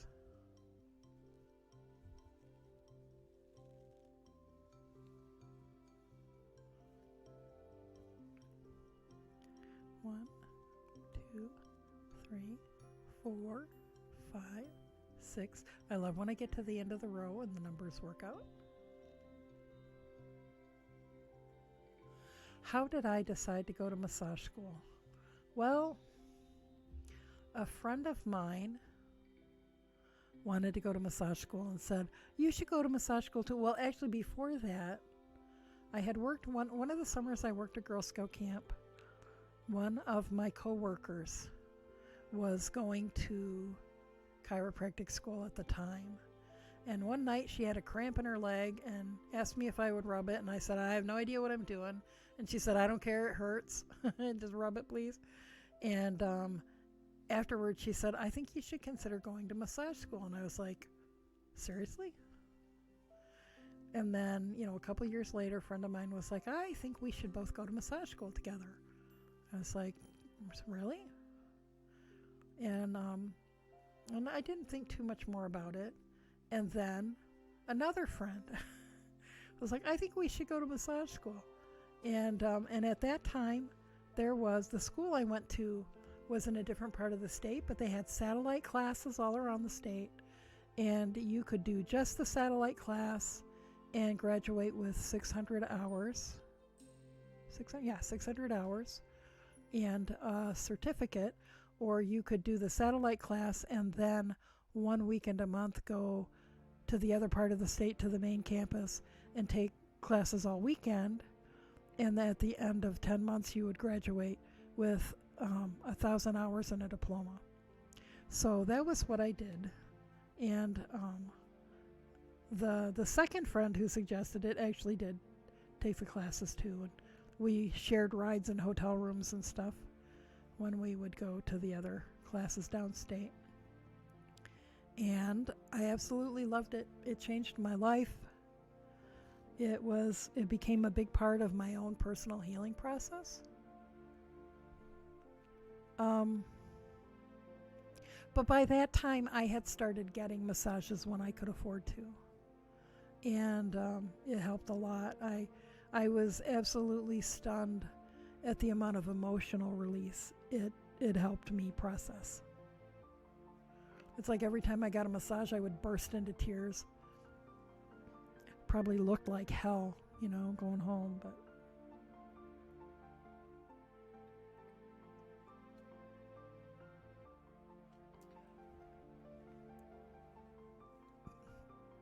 but it was wonderful. 1, 2, 3, 4, 5, 6.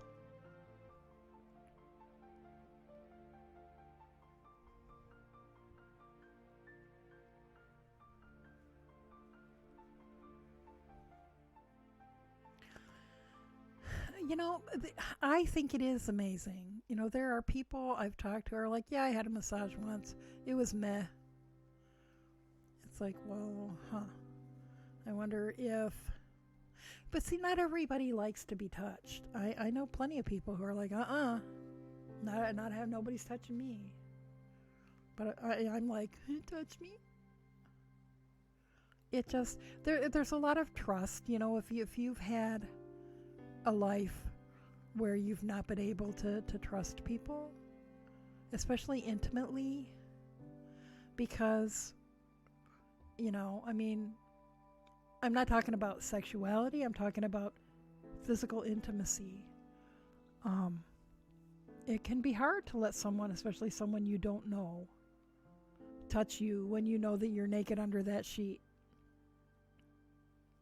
But once you experience it and realize that it is okay to trust them, then, that's a very healing thing.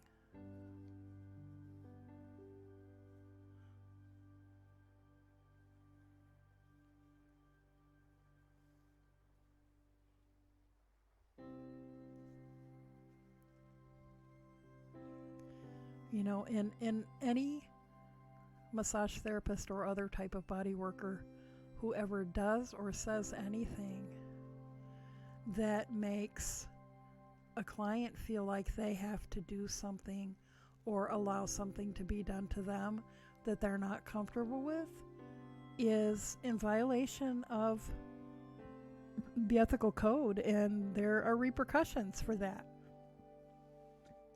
So if that ever happens, turn them in, report them.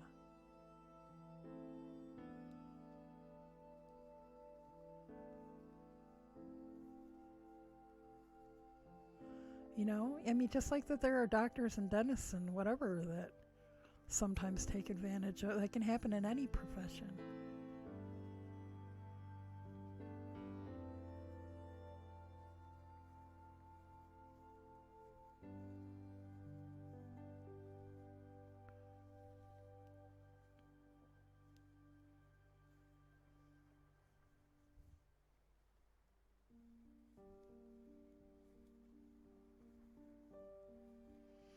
But yeah, most any kind of body work.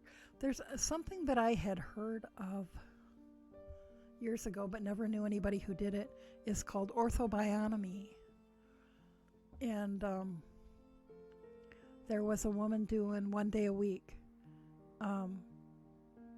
here in town, and she's like has a practice somewhere else, but she was coming up here 1 day a week, and you could get a free 15-minute. And so I went and had a free 15-minute. It was like, holy cow! It has to do with movement of certain parts of the body in certain ways, and you're fully clothed. You're laying on the table. You're fully clothed. They sort of move you around a little bit, and it was amazing. And I would like to experience more of that, but I don't think she still comes. And as I said, I have prioritized acupuncture since I don't have an unlimited budget for healing stuff.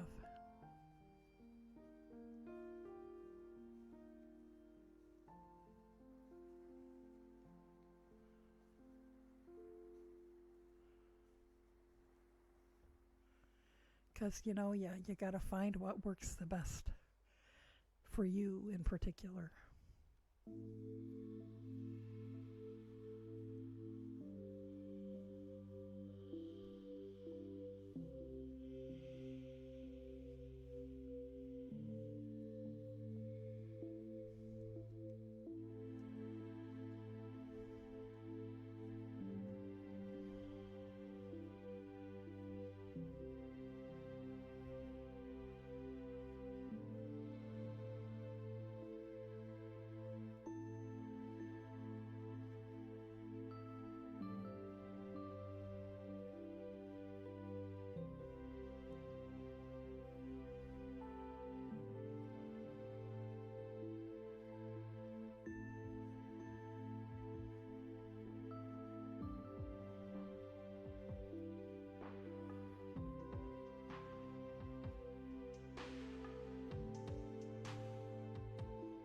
Yeah, I think this one's gonna end up being a little slouchy too. Good thing that's fashionable right now.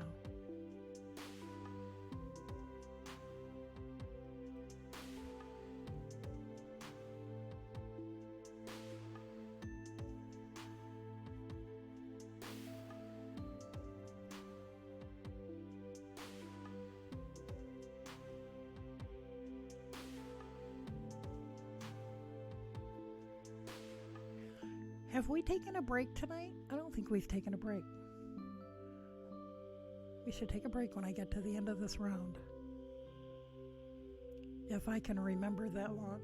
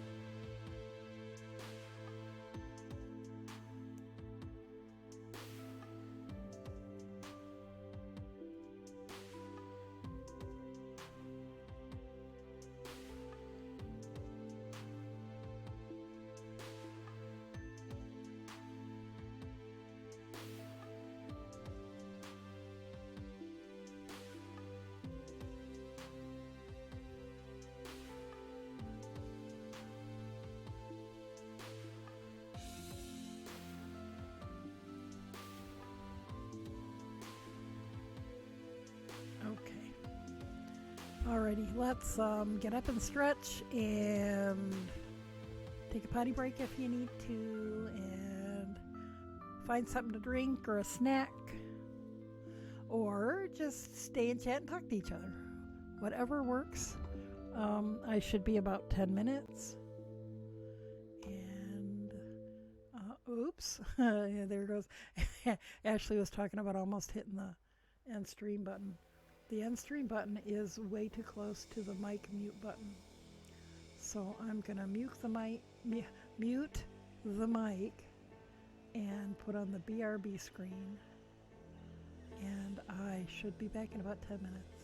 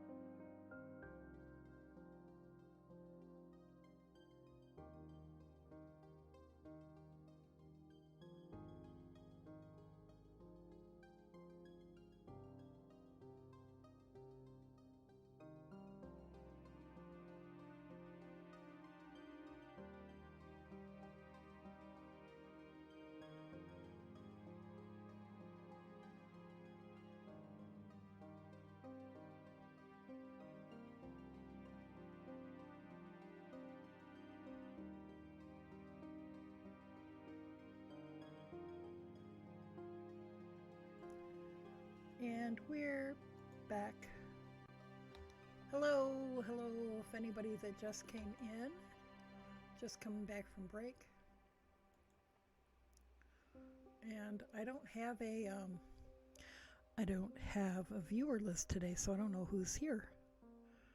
It says failed to load module, and that probably goes back to when my internet, my what do you call it,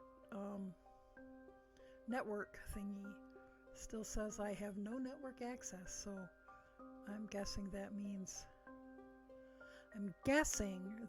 I'm on Wi-Fi, or maybe it means my Wi-Fi is not working. I don't know. I had trouble early in the stream with my connection, but now Streamlabs thinks everything is just fine.